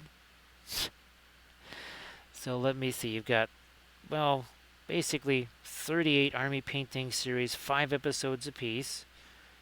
You have the 120 some odd basing videos. There's about 20, no, there's more like 25 diorama videos now. At least a dozen terrain videos. Oh, and let's not forget the 90 Dark Sword videos. Yeah, now you know why there's so many, well, literally thousands of hours to watch. So Vito, there was some accidental learning with those grass tufts. Oh yeah, there was one point as I was gluing together the applicator box. I looked at the stupid picture a dozen times, yet I swear the picture showed it backwards. Because I went to put, and then it didn't, I didn't know, do I actually glue the lid on or not? I was thinking no. Thank goodness I didn't. Oh, that would have made things very no bueno. Now here, you know what? I'm just going to darken this too instead of necessarily thinking too much about a glow there. Which means we darken all this down. Yeah, that's a little better.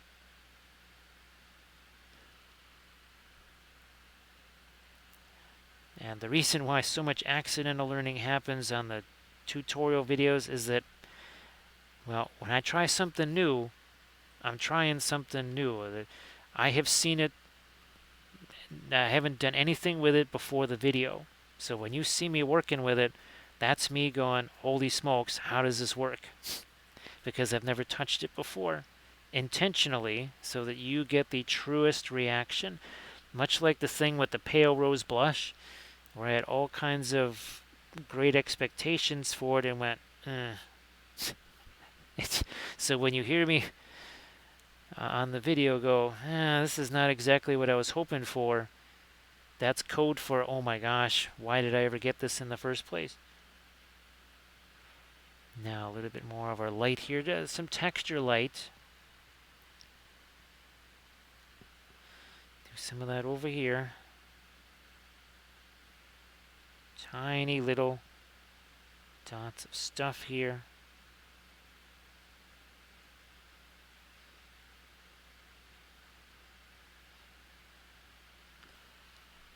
What else do we have going on here? Yeah, let's break out Mr. Flashlight.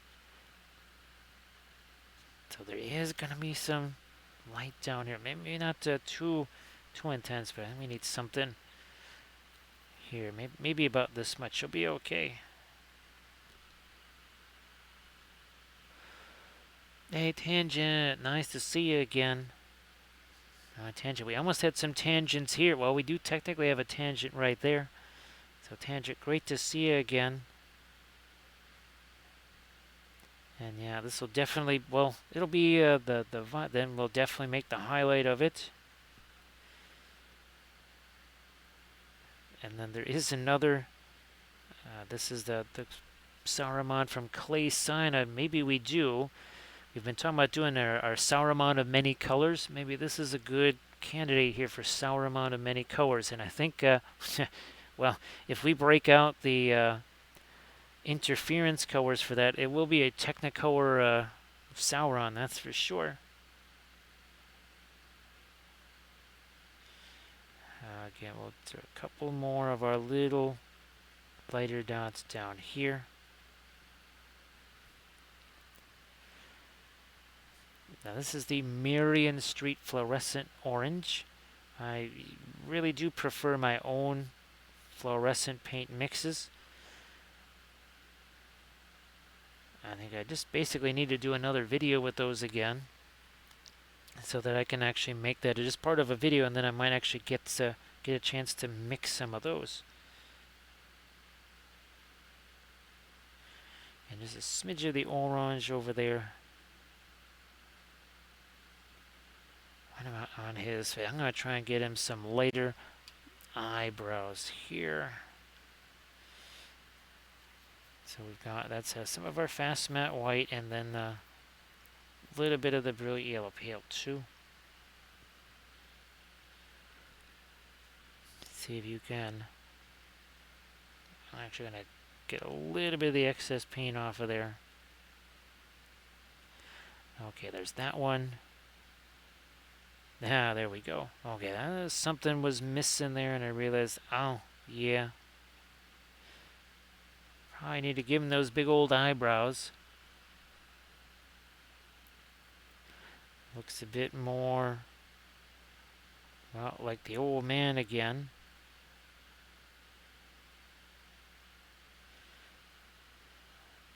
Okay, now, should be interesting that with this much stuff on it, if we do our film noir, yeah, see, it doesn't even look like there is object source lighting. It's all about the color differences there.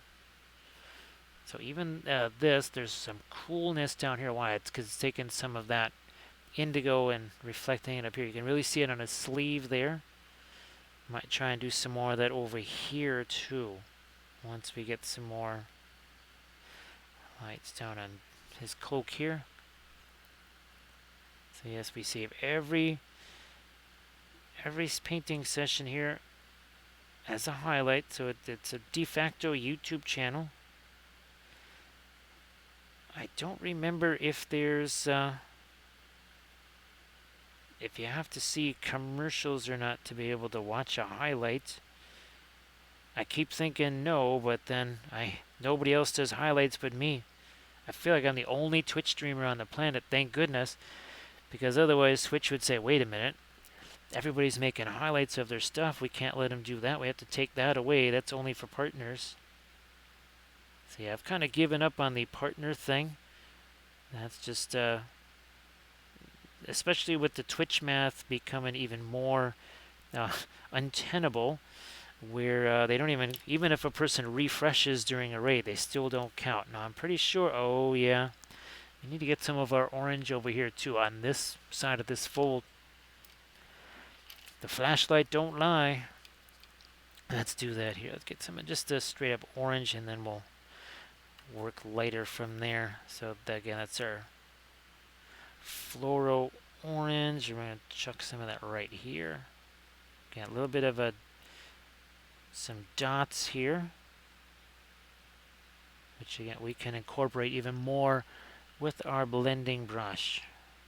Makes sense because we got this over here.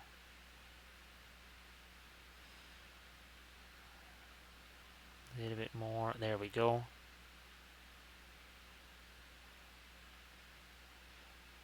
Like that.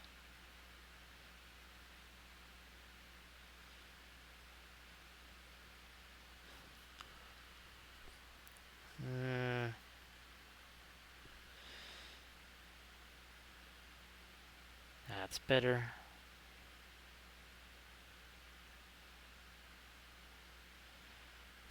Light again. I want to see what happens. There's this. Oh, okay. So it does get this one little strip right there. Is that going to? Yeah, that is. Oh, that's definitely light enough. Definitely. Okay, so that was another thing that was missing over there too.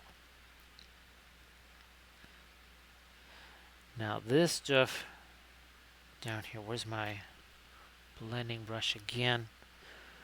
So tangent, happy Friday to you. So now we're actually 20 minutes into Friday. Oh, and 2 hours and 20 minutes ago, he was just primer. There was absolutely nothing else on him, just that.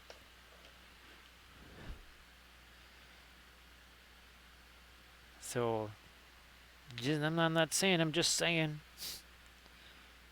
It's the oil paints for you.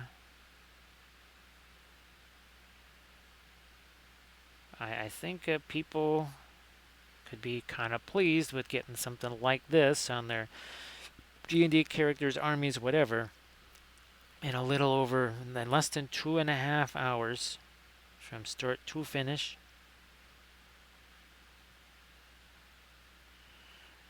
Now I'm gonna get a little bit more of my orange on his hand too, I think. Tangent, I'm hoping.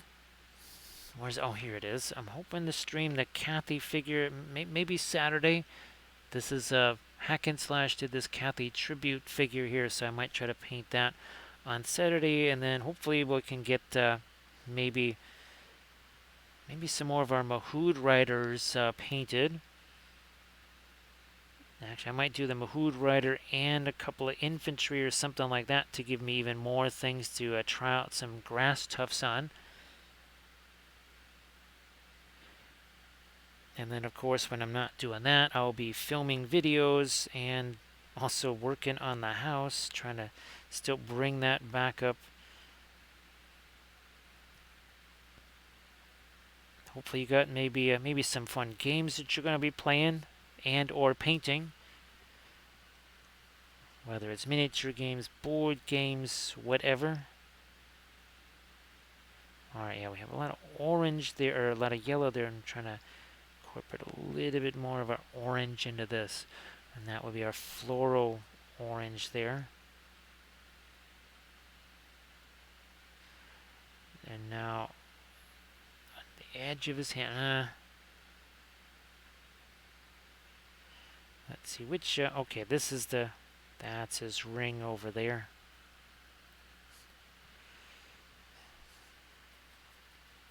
I'm trying to go a bit lighter in a couple of places on his hand if I can't. That's way too... That's kind of dingy there. I'm going to try and liven that with a little bit of the floral yellow, but that does make it a little bit more translucent though. So tangent, I don't use any of the water mixable stuff. Always loved oil paints straight up. And I know other folks that tried the water washable things and they pretty much immediately turned around and just got regular oil paints.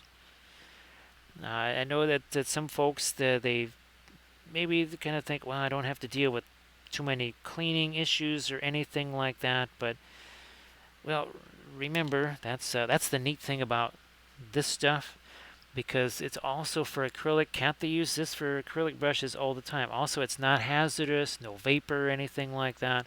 So this is good stuff. And of course, if you get anything on your hand, I mean, you can see, okay, a couple little spatters here.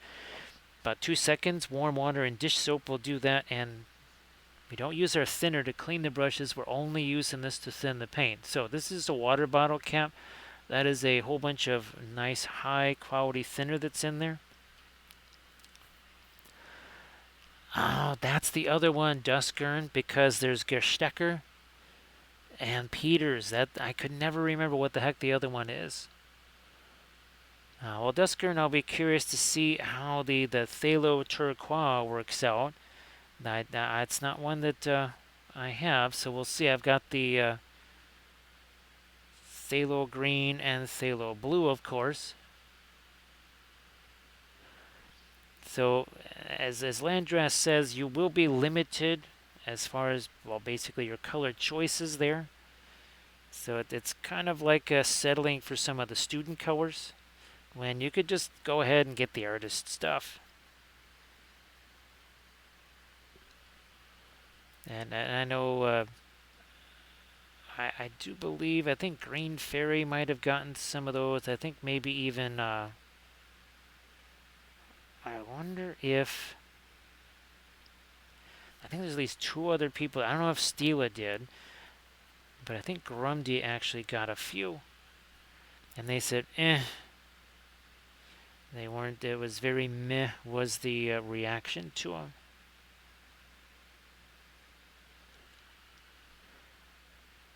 Now, I'm going to try and get a little strand over here, all the way down to there.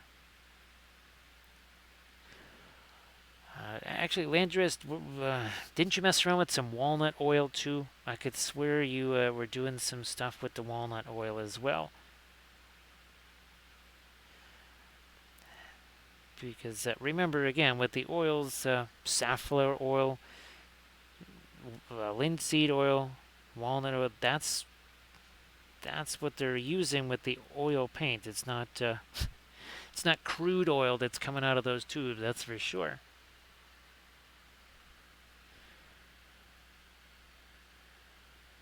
All right, here a little bit more of it. There we go. More right there on the edge of that cloak. Something more with this here. Either we have to really need to lighten up some areas or darken them.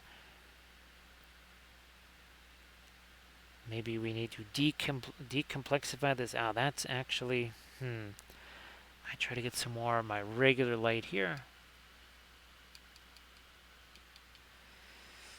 So, Chris, would you say that's, is that pun number 3 that you've been able to drop down totally unopposed there? I think that's number 3 with no opposition whatsoever.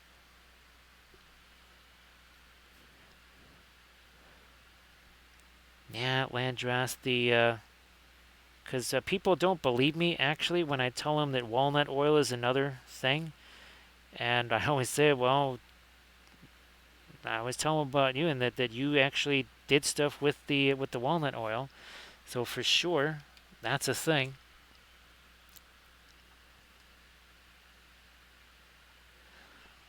Duskaran, well, you've heard me say before, any kind of data like that is really helpful, because that's not a color that I'm really going to get myself, because I would most likely take the phthalo blue and phthalo green, or maybe phthalo green and Severus blue. Oh, that'd be a neat combo right there. That's another one that I have not been able to use in forever. Well, I wanted to use it on more of my. Let me get that right there. More of my Dull Amroth. Haven't had a chance to get those together. So as Landress says, the downside to it would be fewer color choices.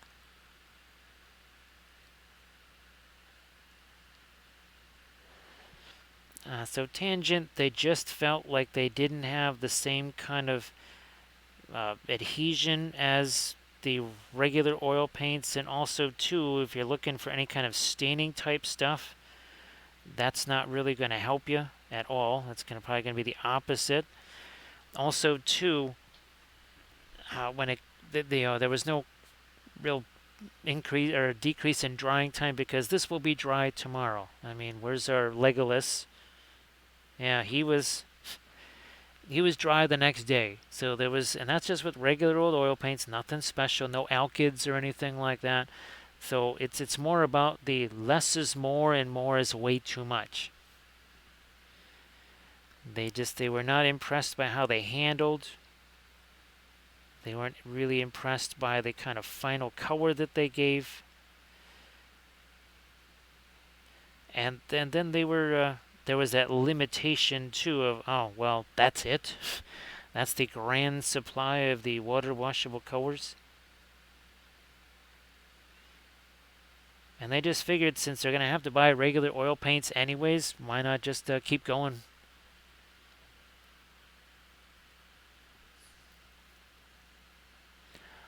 Duskern. Well, yeah, what was that one that I tried? Prussian green. I read the I read the well, the ingredients, right? I read what was in here and some of the other stuff, and I thought, you know what? This could be interesting. I want to see what this can do as a pre-glaze, especially if it's mixed with, say, Indian yellow or some of our other colors. So that's as much thinking ahead about could it be another interesting pre-glaze color. Plus, I think it's only a Series 2. Yep. So it's also not an expensive color, just a Series 2.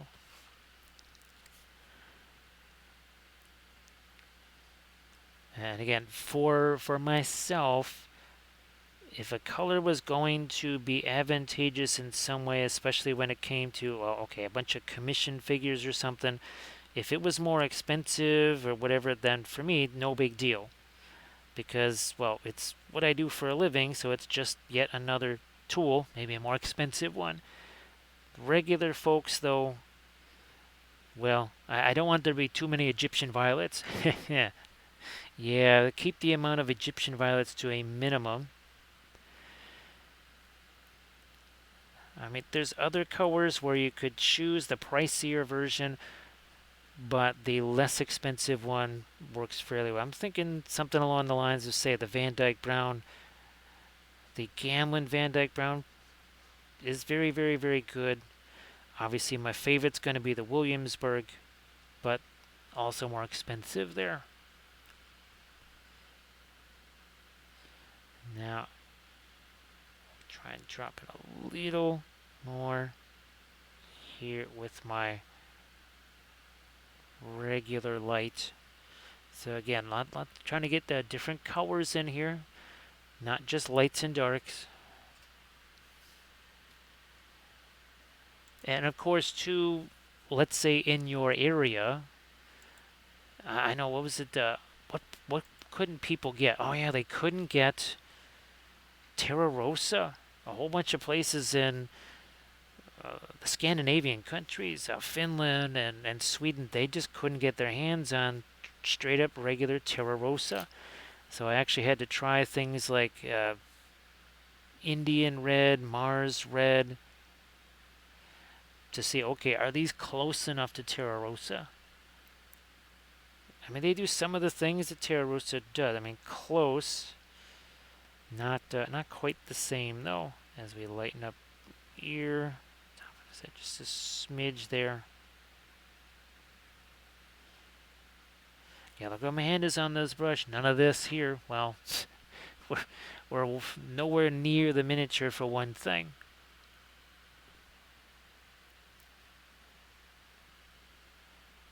I like the fast matte white. That was one that I didn't even know about, really, until someone else tried it. They sent it to me, and I went. Now they had just mixed a little jar of it for me, so that was very kind of deceptive a little bit. Now, when I just got the tube for myself and had the straight up color, then I went, this is really, really good stuff here. Now, where's my Terra Rosa? It's gonna go here on the underside of his hand. That works in maybe a few little. There's too much thinner on that. Too much thinner. So we'll just take some of that away, as we don't want it to end up being also a pin line wash. That would not be cool. Quite literally, because it'd be all this warm color down in our shadows where we actually want cool colors to be. See what I did there? I went there, I did that.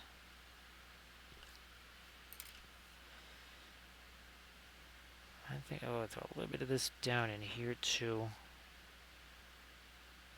Maybe some more over here.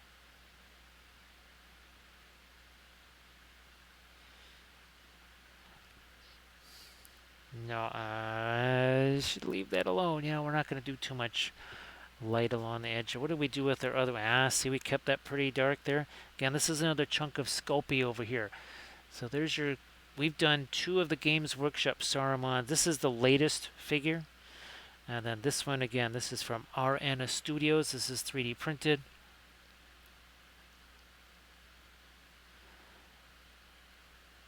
So, well, obviously the value of the 3D printed ones is that I could print this out at 72 mil or something crazy like that. Then we would really go bonkers on, well, the Palantir, but also the texture stuff on the cloak. And this again, that's a freehand pattern on there. There is no pattern there, not like the Sarumon, the GW Sarumon, which actually does have a sculpted pattern there. Now I'm going to go back to the indigo, let that mix with this. That's our sort of a lighter gray here. And what I'm doing here is just refining a little bit of our pattern in a few places. Well, Dusker, oh, I'm glad that you get to do that. It's always really nifty to see what people are doing with the paint, because sometimes it'll even give me an idea for a video. Well, like Sarge did those bases, which led me to print up a whole bunch of those trees and then do this video here. Whoops, not that one. Sorry, wrong here. That would be these guys right there. So that was a basing video that I did based on his. And then, of course, this was a 3-part series, kind of doing the same thing with the trees and some 3D printed casualties. The Faramir figure, that's from Dovale. The casualties from the Printing Goes Ever On.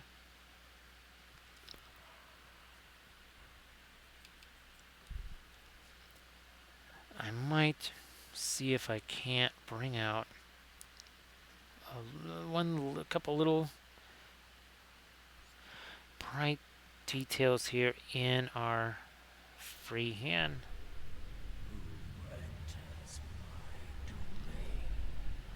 We're also gonna welcome in Kaylee. Kaylee, how you doing? Everybody, please give Kaylee Larson a follow. Thank you so much for the raid. Appreciate that. Well, once again, you'll be shocked, absolutely amazed that it's Lord of the Rings and there's object source lighting. That never happens on this channel, does it, Kaylee? At all. Hey there, Shark in a Box and Clinodev. Thanks so much for joining me here. Everybody, please give Kaylee Larson a follow. And Kaylee, as always, I don't know if you have to raid and run again, but if you want to share anything in the chat, you know that's always fine. Have yourself a good one there, Duskern. As always, thanks for being here, and looking forward to seeing what kind of results you come up with there. So thanks so much. Appreciate that.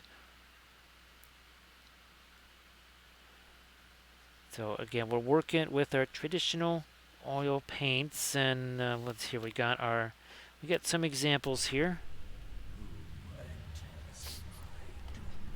But first, we'll welcome in Catmaster. I think this might be a sneaky little tricksy double raid. Might this be a double raid? Because I do believe that Catmaster was streaming also. Right at the same time, I could swear I saw both of you there. So thank you so much, Catmaster, for the raid. Everybody, please give Kaylee and Catmaster a follow. Now, this is a 3D printed Sarumon figure here. Where's the GW one?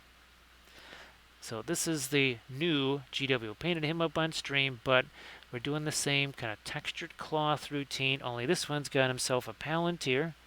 And looky here, we're kind of matching that up to a Palantir that I made for MESBG quite some time ago. So yeah, there's a little thing there. And here's that Galadriel figure. I think, Kaylee, you saw the Galadriel being painted, right? So both of these painted with the oils. Obviously, both have their object source lighting going. Now, of course, here you have the white light from the vial.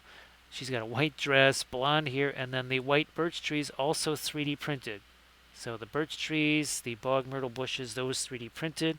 Oh, and look, here's another 3D printed Legolas, also too, with lots of nifty little veggie bits right there. Thank you so much, Catmaster. Appreciate that. And of course, well, we utilized our little flashlight here, right? We just shine this thing and it says, okay, do we need to get any on the floor, right? All of the light has been directed very much. See, there's a little bit on the floor. That's why we got some down here. And of course, Kaylee or Catmaster, if you would like to share any links in the chat, that would be glorious too. We did basically almost the entire Shatterpoint starter box, and oh, guess what? There might have been a little bit of lighting that happened there too. Where's our Darth Maul? Here he is. So object source lighting really can be pretty fun. Now these don't have object source lighting, but they also have some decorative basing bits, right? Just like we have on our other figures. Thank you so much, Spark Minis. Appreciate that.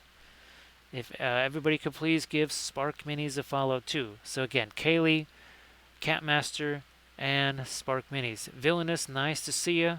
Welcome back. Well, actually, Catmaster, that's fine. Just share like an Insta link or Discord. That way they can see your stuff and give you a follow there too. Just kind of see what you've been doing. Doesn't have to be anything brand new, that's for sure. Again, Kaylee, same thing there. Looks like Catmaster has to drift off to Sleepland there. Well, Catmaster, again, thank you so much for the raid. Appreciate that. And Spark Minis, same thing. If you wanted to share some links in the chat, well, that would be fantastic. Now, 2 hours, 41 minutes ago, our Sarumon was just like Boromir. He was just primer. 2 hours, 41 minutes, and 25 seconds ago. That's all done, again, with traditional oil paints. Hey, Jamie, nice to see you again. And here, we're going to grab our 3 colors right here. Well, our 3 paints.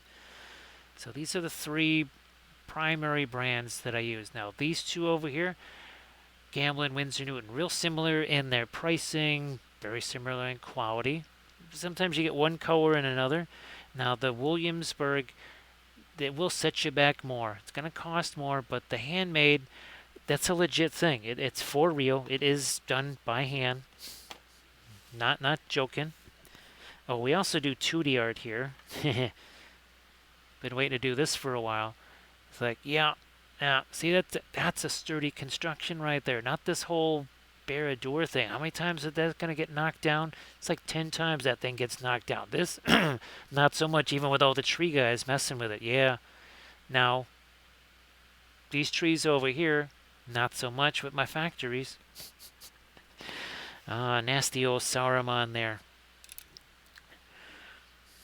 And he's like, dude, what's with the crying, man? You're always sad. What's going on here? He's like, well, Eowyn broke up with me. What, again?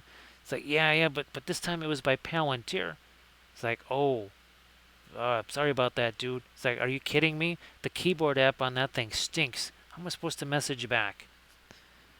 That wouldn't be Eowyn's handkerchief, by the way. It's like, no.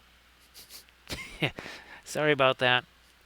Hey there, Inganes. Wow, Inganes, you just walked into quite the little play there between, interplay between Sarumon and Grima. And yes, that happens here once in a while. Once in a while, there's a puppet show or 2 or 3 or 4. Now, we refer to that as the silly Marillion. Don't we, Dave? Thank you so much. Appreciate that. We could use that for the voice here. Now, Dave, you would think that they could have saved themselves the $1 billion, right? And just, I don't know, maybe done something like that. The silly Marillion, I'm just saying. I offered it to them for $100K, and they turned me down flat. And I said, all right, your choice. So as Jamie says, you come for the painting, but what you really stay for is the silly Marillion. Yes. Well, I only wish that Bithron was here to be doing some of the, all kidding aside, to do some of those clips, because I still do have to make a massive YouTube video out of all those clips. Thanks, Inganes. Now, Inganes, I don't know if you had a chance to check this out, but I was more than a little bit pleased with how that applicator box worked. So we made ourselves a whole bunch of different grass tufts. Now, right now, the glue is tacky and it's flexible, which we would like. Now, who knows, 2 weeks from now or a month from now, it might be all kind of dried up and nasty. And, I might as well just use wood glue or something like that. Who knows? We shall see. Only way to know is to try it. So yeah, Dave, I mean, we've got ourselves the entire story, pretty much. I would say that we do it definitely at a reduced price with our painted backdrops, right? No CGI or anything like that. So you don't need to rely on a bunch of exhausted VFX artists or something like that, who are too busy working on 10 other projects at the same time, as we paint in more on our Palantir here. Here we go. So again, we're trying to match. This was something I made for MESBG years and years and years ago. I just thought, well, let's match that. So in Gane's, I did throw a link to the original one, which is very scary because the original static grass applicator basing video was episode 9. This one was episode 60. Yeah. One could say that we do have a quite the obsession with basing, because we were doing a little bit of review of just how many basing videos have I done. It's got to be at least 115, potentially more. So yeah, my goodness. Apparently we have a little bit of an interest in basing. Merlin Models, how you doing? Nice to see you again, Merlin Models. Well, I hope that you are also doing well. Well, happy Friday to everybody. For some folks, Friday morning. For some folks, Friday afternoon. Not quite evening, I would say, in Australia. I think it's still afternoon. But it really is the case, right? Landrast. I mean, it's kind of the lipstick on the, well, whatever unpleasant thing you want to put the lipstick on. So it is a Friday morning there. It's 12:49 in the morning here. So Friday morning here too.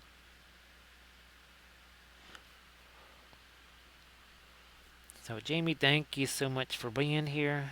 Do I need to darken this down? Maybe a little bit more. So Dave, think of all the original twists and turns of the silly Marillion. And you're not going to hear anything about why ships sail and rocks sink or anything like that. Not on the silly Marillion. You're not going to hear that. Well, thank you so much, Spark Minis. And of course, like I was saying before, if you do want to share something in the chat, maybe not what you were doing right now on stream, because you'd have to run off to the photo booth. But if you've got some work in progress things, something on Instagram or Discord. But you have yourself a good night's sleep as always. Thank you so much for the raid. Everybody please give Spark Minis a follow if you could. That'd be sensational. Yeah, Sarge. Now, do you have one of those small portable charger things, just in case you need it elsewhere?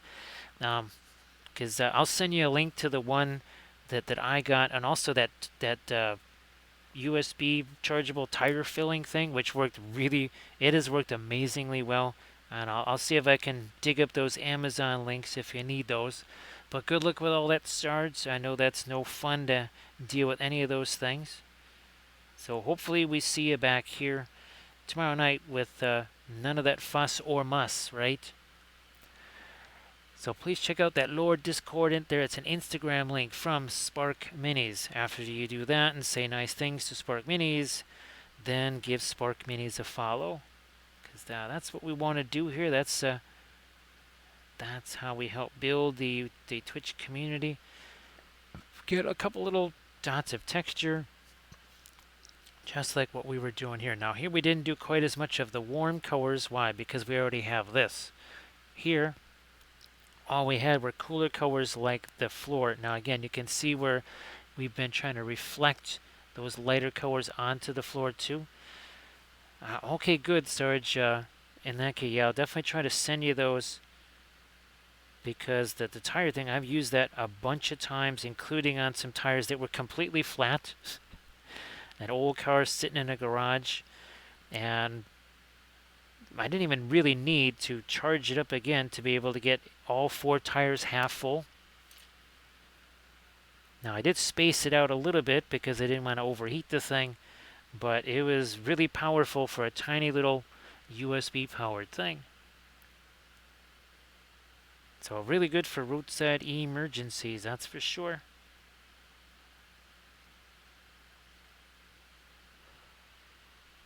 So again, thank you so much, Spark Minis. Appreciate you being here as always. Again, we're going to do a couple little bit more of our later. That's kind of walking down into the dark. Here again, the flashlight determined that we would have. Oh boy, oh boy. Some of it even reaches all the way over there. All right. Okay, we'll do that. We've got our orange over here.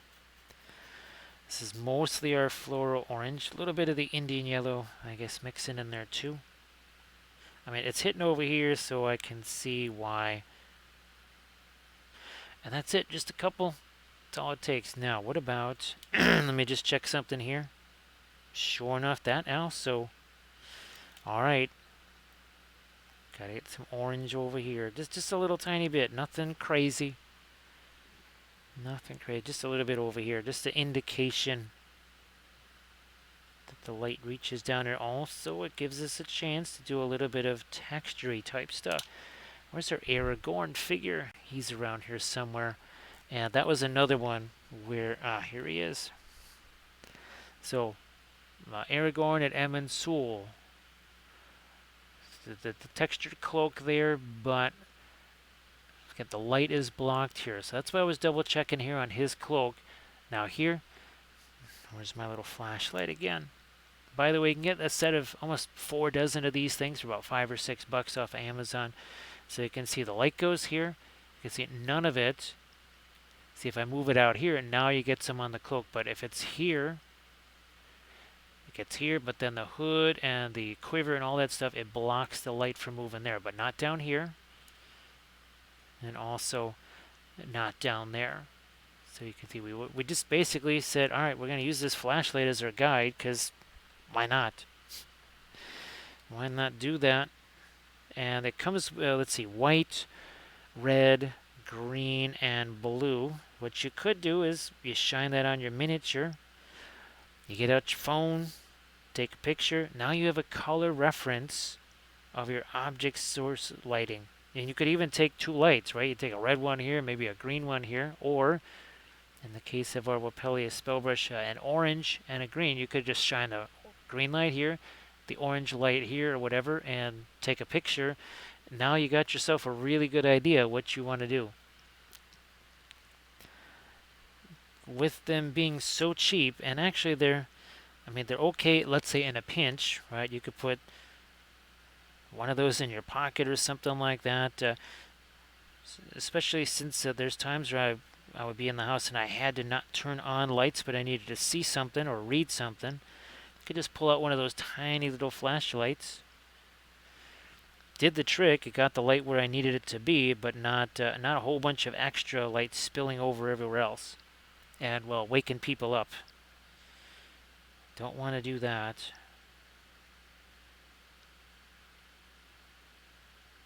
So, I don't think it's not going to reach down to there. Some of this, still looking a little bit too much towards the yellow. But Chris, I don't even know how I stumbled across those. I have no idea. I mean, it might have... Maybe I was just looking for LED lights or something like that, and those just happened to pop up, and I went, what the heck are these? It could have been. Maybe I was looking for Christmas lights. Who knows how the search came up, but sure enough, those really have been kind of a game changer. Because instead of kind of guessing, again, you shine the light on there, you go, well, all right, flashlight says this. Now I'm just going to get a little tiny touch of an orange over there on the sleeve. Now this is not, it looks light on here, but it's definitely nowhere near as light as our lightest color.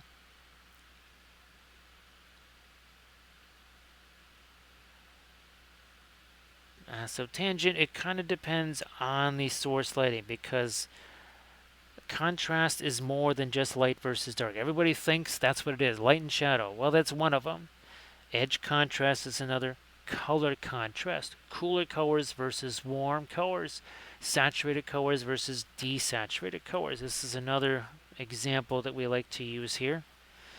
So you can see there's well, obviously, object source lighting. Well, let's do this. Film noir, poof. Oh, wait a minute. Our object source lighting kind of disappeared. It's pretty much kind of gone. Because as we bring this back, here we go, let's bring back our color there. Cooler, grayer colors here. Warmer, very intense colors down here. So that's the contrast. Now, contrast that, see what I did there, with this one. Now here, there's really not a whole lot to color contrast with. I mean, it's various shades of Prussian blue and indigo. Now, when we do a film noir on this, still kind of looks the same. I mean, obviously we don't have the blue, but otherwise you can pretty much see the interior glow there.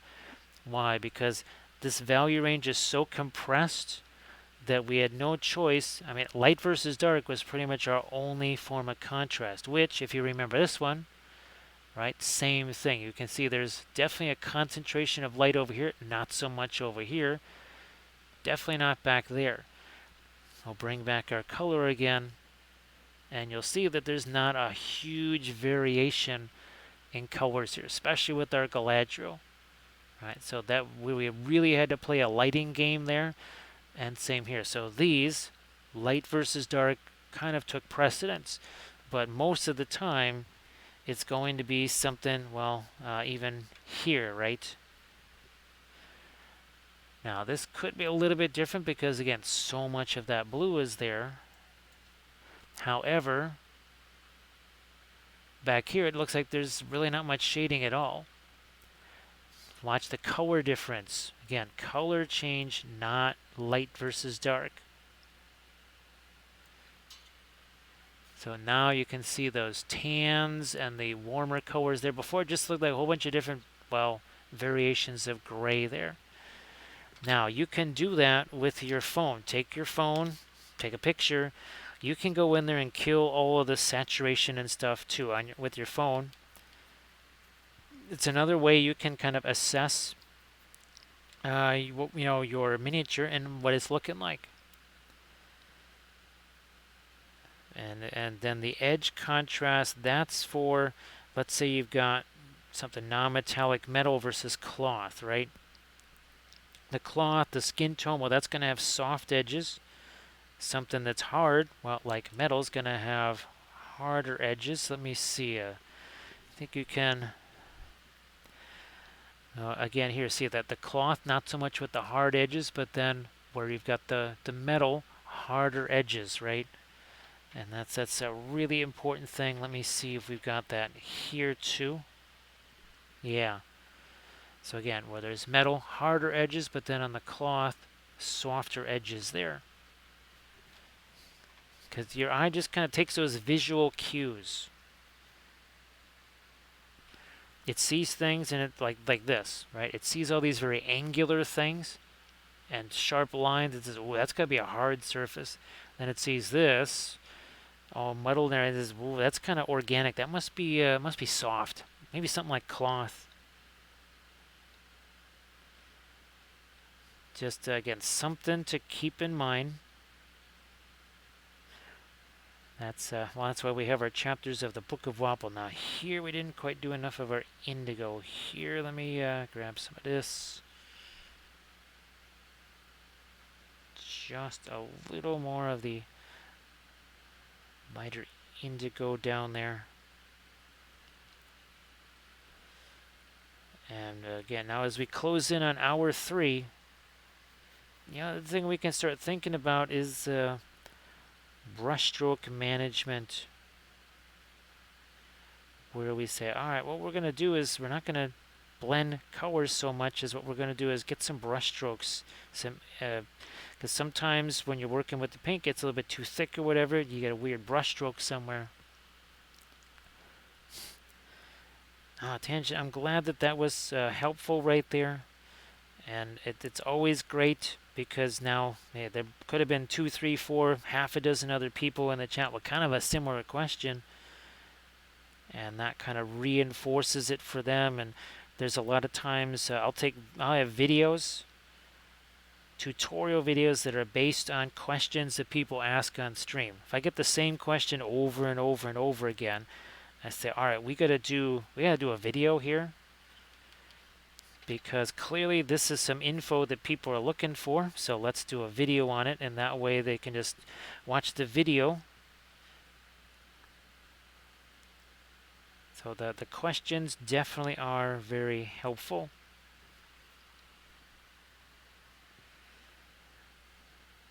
There's I can't remember what the most recent one was, but it was really only in the last several weeks.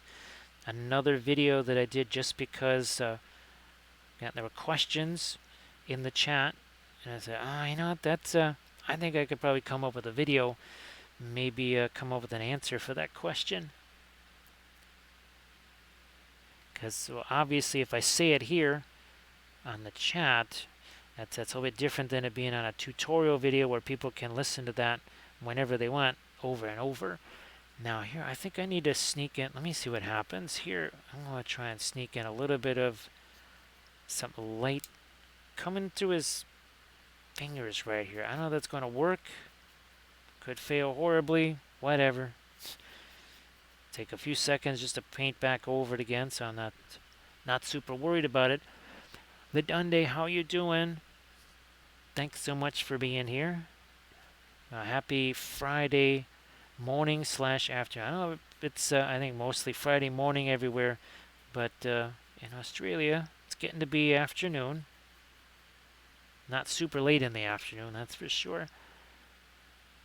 All right, so I'm gonna get some of that paint off of that brush. Now let's try this again right there. And if that doesn't read very well, then I'll get rid of it. Take about 2 seconds with the blending brush and all be gone. All be just fine. Might try to get someone to go all the way down to basically where his hand is here. Perhaps a little more over here. Just a bit more.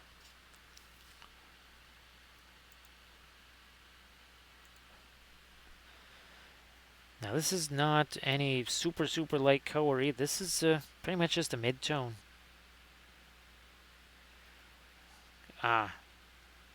Here's where we're missing a little bit of that. Trying to essentially create what almost looks like a little lightning streaks there. Where's our little Palantirs? So that's basically what we're trying to do there. And I thought this would really be fun.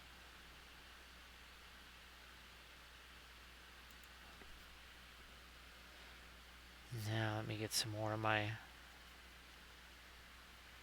light over here. That kind of lost some of the texture of the cloak right in here. Not surprised. This is also trying to make sure we have plenty of shadow there. So there we go. Now I'm starting to feel a little bit of texture there.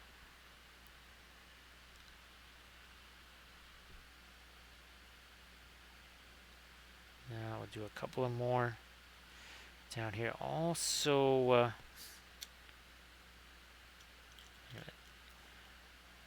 oh yeah, wait, that more of it does reach right over here. So, all right, fine. Well, a couple of light bits here. Not too light though, and not the entire length of it. Just a few here. We always talk about the paint. Less is more is way too much. This is the reason why All of these applications are very easy to do. Why? Because there's so little paint on this thing. Obviously, it dries a little faster. That's an advantage, of course, but the big advantage here is that it's really easy to get this paint to adhere to this. If I've been just chucking paint down there with a steam shovel, like can happen to folks that are new with the oil paints, then it'll be much more difficult to get the paint to adhere to that. Now, reason that happens is when you try to apply acrylic paint to stuff, it's kind of like peanut butter mixed with super glue and gravel, whereas the oil paints are sort of like that restaurant butter, nice, smooth, very easy to spread. When I finally get to do that, take all the video that we've been shooting of that big mural, and you see especially that first session where I'm just spreading this tiny bit of oil paint across a wall that's 134 inches by 90 in a matter of a few hours using practically no oil paint, then again that should emphasize that point, that you just don't need that much. It's really easy to spread it around. That's why we do our dry brush stuff. And of course, what's our first step is always that pre-glaze. This was super simple. Let's see, pretty much Van Dyke Brown, wipe some of it away. Indigo, wipe some of that away. Then we did a little bit of our kind of Naphthol red and orange mix, wiped some of that away, and poof. Hey Aura, how you doing? So Aura, kind of interesting little comparison, and this is also from RNS Studios, by the way. Ooh, you know what we should do here? This could be difficult doing this, but we'll give it a shot anyways. There you go, all from RNS Studios. So there's your Galadriel, Sarumon, and our Amon Sul Aragorn. So nice to see you again there, Aura. And Aura, I don't know if you had a chance to see the new Patreon video that I posted earlier today. I was really, really, really happy with the way that worked on the static grass tufts.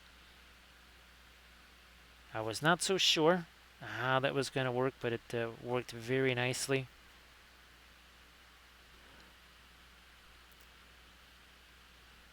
Yeah, thanks. Well, here's one of the sheets, and what's crazy, Aura, is this is my palette paper. This is the exact same stuff that I use for my palette that you see right over here with my paint on it. Exact same stuff. And it works really, really, really well. So, Aura, I'm looking forward to trying. I've got some 3D printed pine trees, from Asgard Rising. And what would be really nifty is to put some paint on them and then to give them that last little bit of texture by brushing on a little bit of the glue and then, sticking some static grass to it. So yeah, Aura, now I don't know if you also watched episode 9, but that was a very early one using the WWS, the wand. Now, of course, I think I'm trying to think of which one was any one of them messier than the other. They were both super messy. Yeah, believe me, I'm thinking of just doing some more tufts over there, just since it's already messy. Now here, I'm actually trying to get a little bit of orange. There's a lot of yellow over here. There's lots of yellow. I'm going to try and make this a little bit more towards the orange here on his beard. Right here. Okay, I think we're getting a little bit less of the yellow, a little bit more of the orange.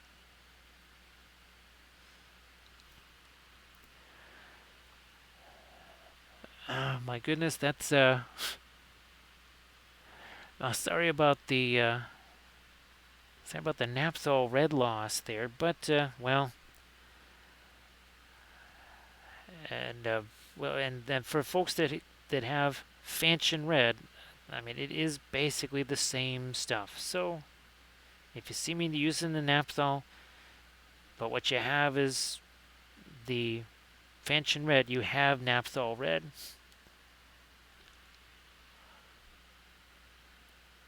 Yeah, see, that's also a little bit too much of the yellow there. We're gonna, when in doubt, make things darker.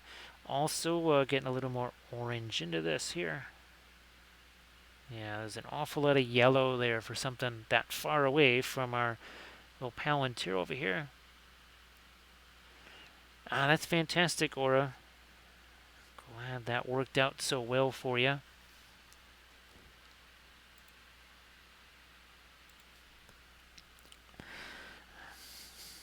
So the way this is angled, I'm not going to have any light go down there. I was okay with it working its way down here. Might try just a smidge more here.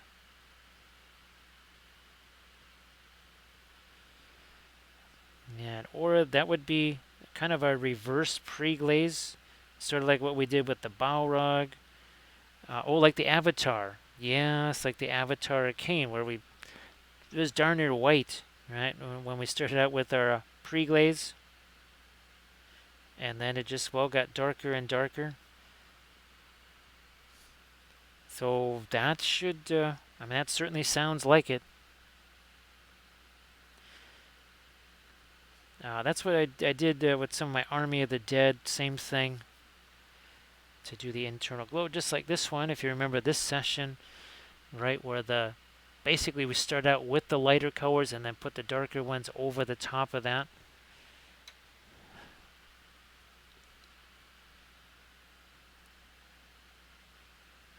Now let me throw in a few of my lighter orange. We did it on this side. Now I gotta do that over here too. Just a couple of those, a little less regular. It's a little bit too even. And as I always say, I mean, really, there should not be any texture on something this small. Because, I mean, I'm looking at my shirt sleeve at full size and I can barely see any texture on it.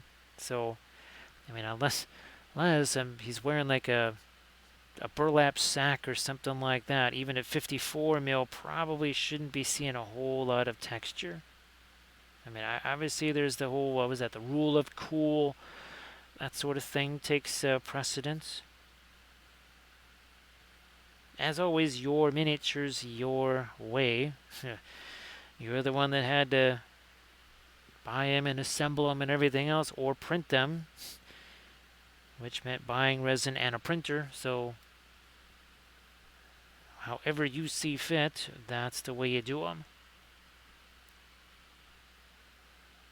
I just try to make some suggestions here, offer some options. Now here my option is I gotta make that a little less yellowy there.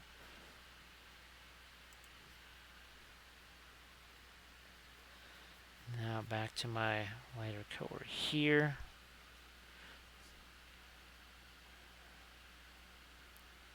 I'm gonna grab my little flashlight. Yeah, there is just a smidge of light that gets right down there. Good enough.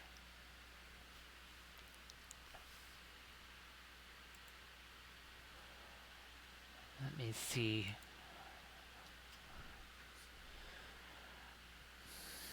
Let me double check. Oh, you know what? Wasn't initially going to do that, but I might try and get a little bit more of out here. And you can see that immediately starts to mix with the indigo. Ordinarily, really wouldn't bother trying to put any kind of a glow at all down here, but this is supposed to be very shiny. I mean, look at, we're reflecting his shoes and his cloak on the floor, so we really should probably do that. Now here, of course, the robe would cast a shadow there. That's where we're kind of doing that out here.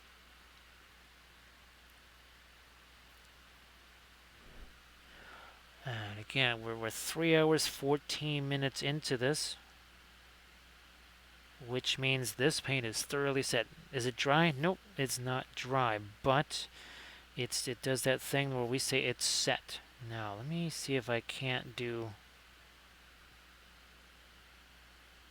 this. So that we have that little bit of insert there, but I'm also going to hit it with some of my orange there. Okay, yeah, that starts to make some sense.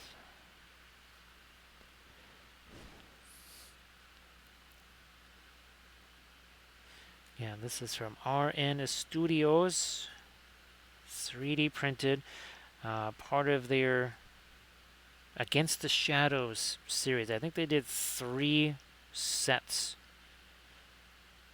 or maybe they did 4 and they just renamed one of them Against the Shadows Part 3 twice. I think that's what it was. That's what Grand Oracle was saying. Alright, yeah, I think now that's good. We'll stop with that about there.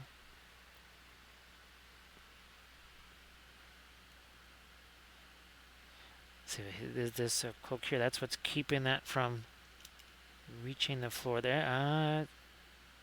Nope, see, the cloak is, again, still casting enough of a shadow there to keep that from reaching it. Now here I might try to put a little bit of dark right in here. Again, just to show that line where maybe I'll go with the Van Dyke Brown here instead too. Because we need, we've done this on some of the other parts where the, like over here, yeah, see, we need to kind of almost darken this down a little bit to really show where one takes over, where the ambient light takes over from the object source lighting. And it's not a pin line wash. I mean, it's really close. That's probably about, I want to say about 85% thinner that we're doing here, but there's so little of it on the brush that it's not going to act like a pin line wash. And every paint color is different as far as what it takes to become a pin line wash. Generally, your opaque colors, it's going to take a fair amount of thinner. But then you also have super translucent colors like, say, Indian yellow, that take a tremendous amount of thinner. Indian yellow is incredibly translucent, but boy, does it take a ton of that. It's super thick. Fluorescent colors tend to be like that. At least the Marion Street oils out of the tube. The ones that I make myself, not so much. Now let's get some of this. Whoa, now that has way too much thinner on it. Glad I backed off of that, because now we want to do a little bit of light here on the interior of the sleeve. Like this here.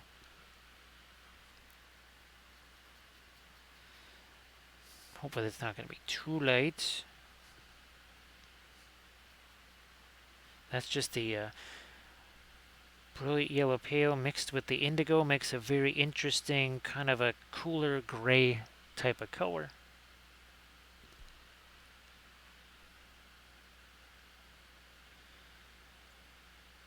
I think maybe the staff could also use a few more.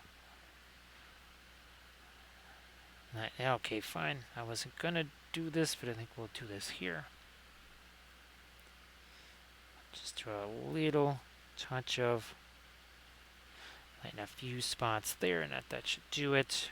Alright, a little more dark on this side over here where the fire is. Again, some Van Dyke Brown in it.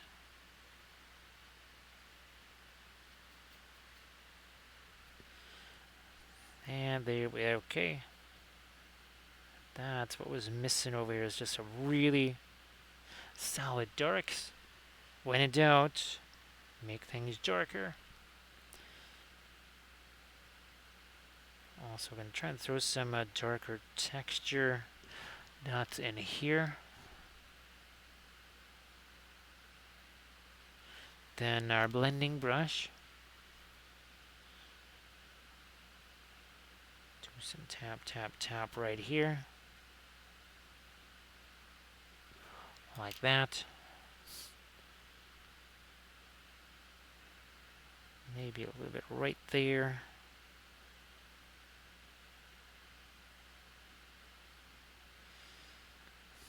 The ring here, it kind of that could use a little bit of something. Maybe we'll try and just use some Indian yellow, see if we can't make that look a little bit more like gold. Again, the Indian yellow, incredibly translucent. So we did some of that there. Now, what about, believe it or not, some radiant green and a little bit of our brilliant yellow pale, which is now going to go on to the cloak here, not so much to create any sort of light versus dark, but to actually get us a different color on here. Trust me, we're not doing Sarumon of many colors. I actually now have a figure printed out. We'll just do this one here. This one's from Clay Cyanide. So we'll have this one be our Sarumon of many colors. Not quite sure how we're going to do that, but yeah, a little bit of almost a greenish type color here, which will be imperceptible, just like our other one here. There's greens in there, browns, blues, some red and some Terra Rosa. So we're just trying to get work in some different colors as well as some different values.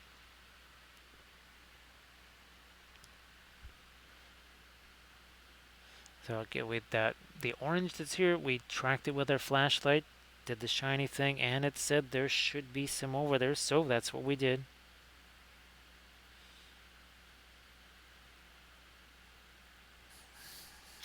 One more check here. Wow, even shows some on his hand. Okay, good thing I did that. So, orange. Again, let's some of our yellow mix in with that. And we need some on the staff, apparently, and some on his knuckles right here. That I didn't expect. I did it on this side. But yeah, it actually comes back here and reaches some of that.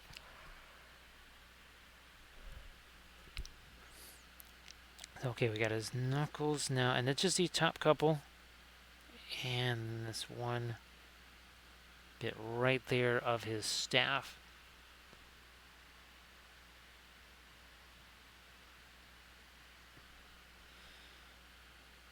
Back to my light here.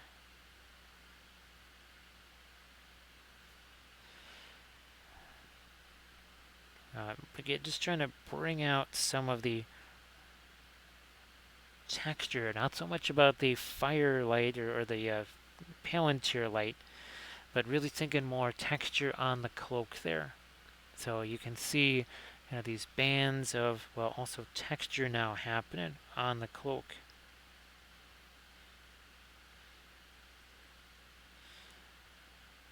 And these little dots of texture here, best as we can do those.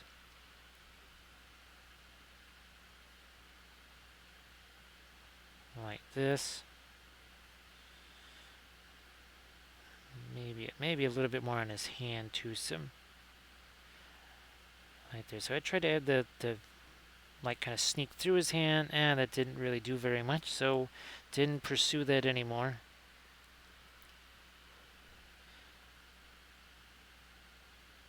Easy. The fingers also kind of have a little bit of yellow on them, so I'm going to tone that down with some of our orange here.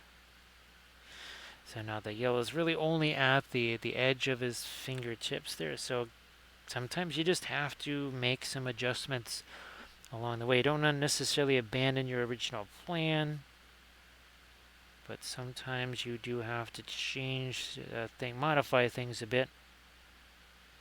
That's the other thing, and there we go. I think I'll say we got enough of the ambient light on that side. I wanted to make sure his nostril here had some of the source lighting on it, which it does now.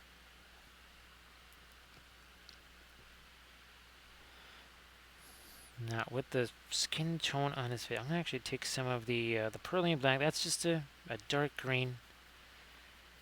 Now we've got something that's kind of a greenish gray. but still a little bit on the lighter side. There we go. I need some more skin tone kind of coming up against where his hair is.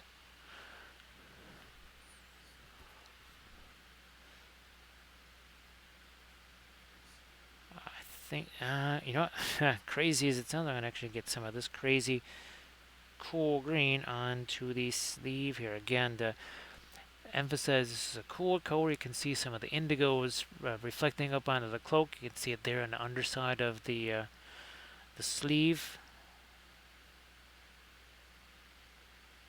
Get a little bit more of that here. Also down here.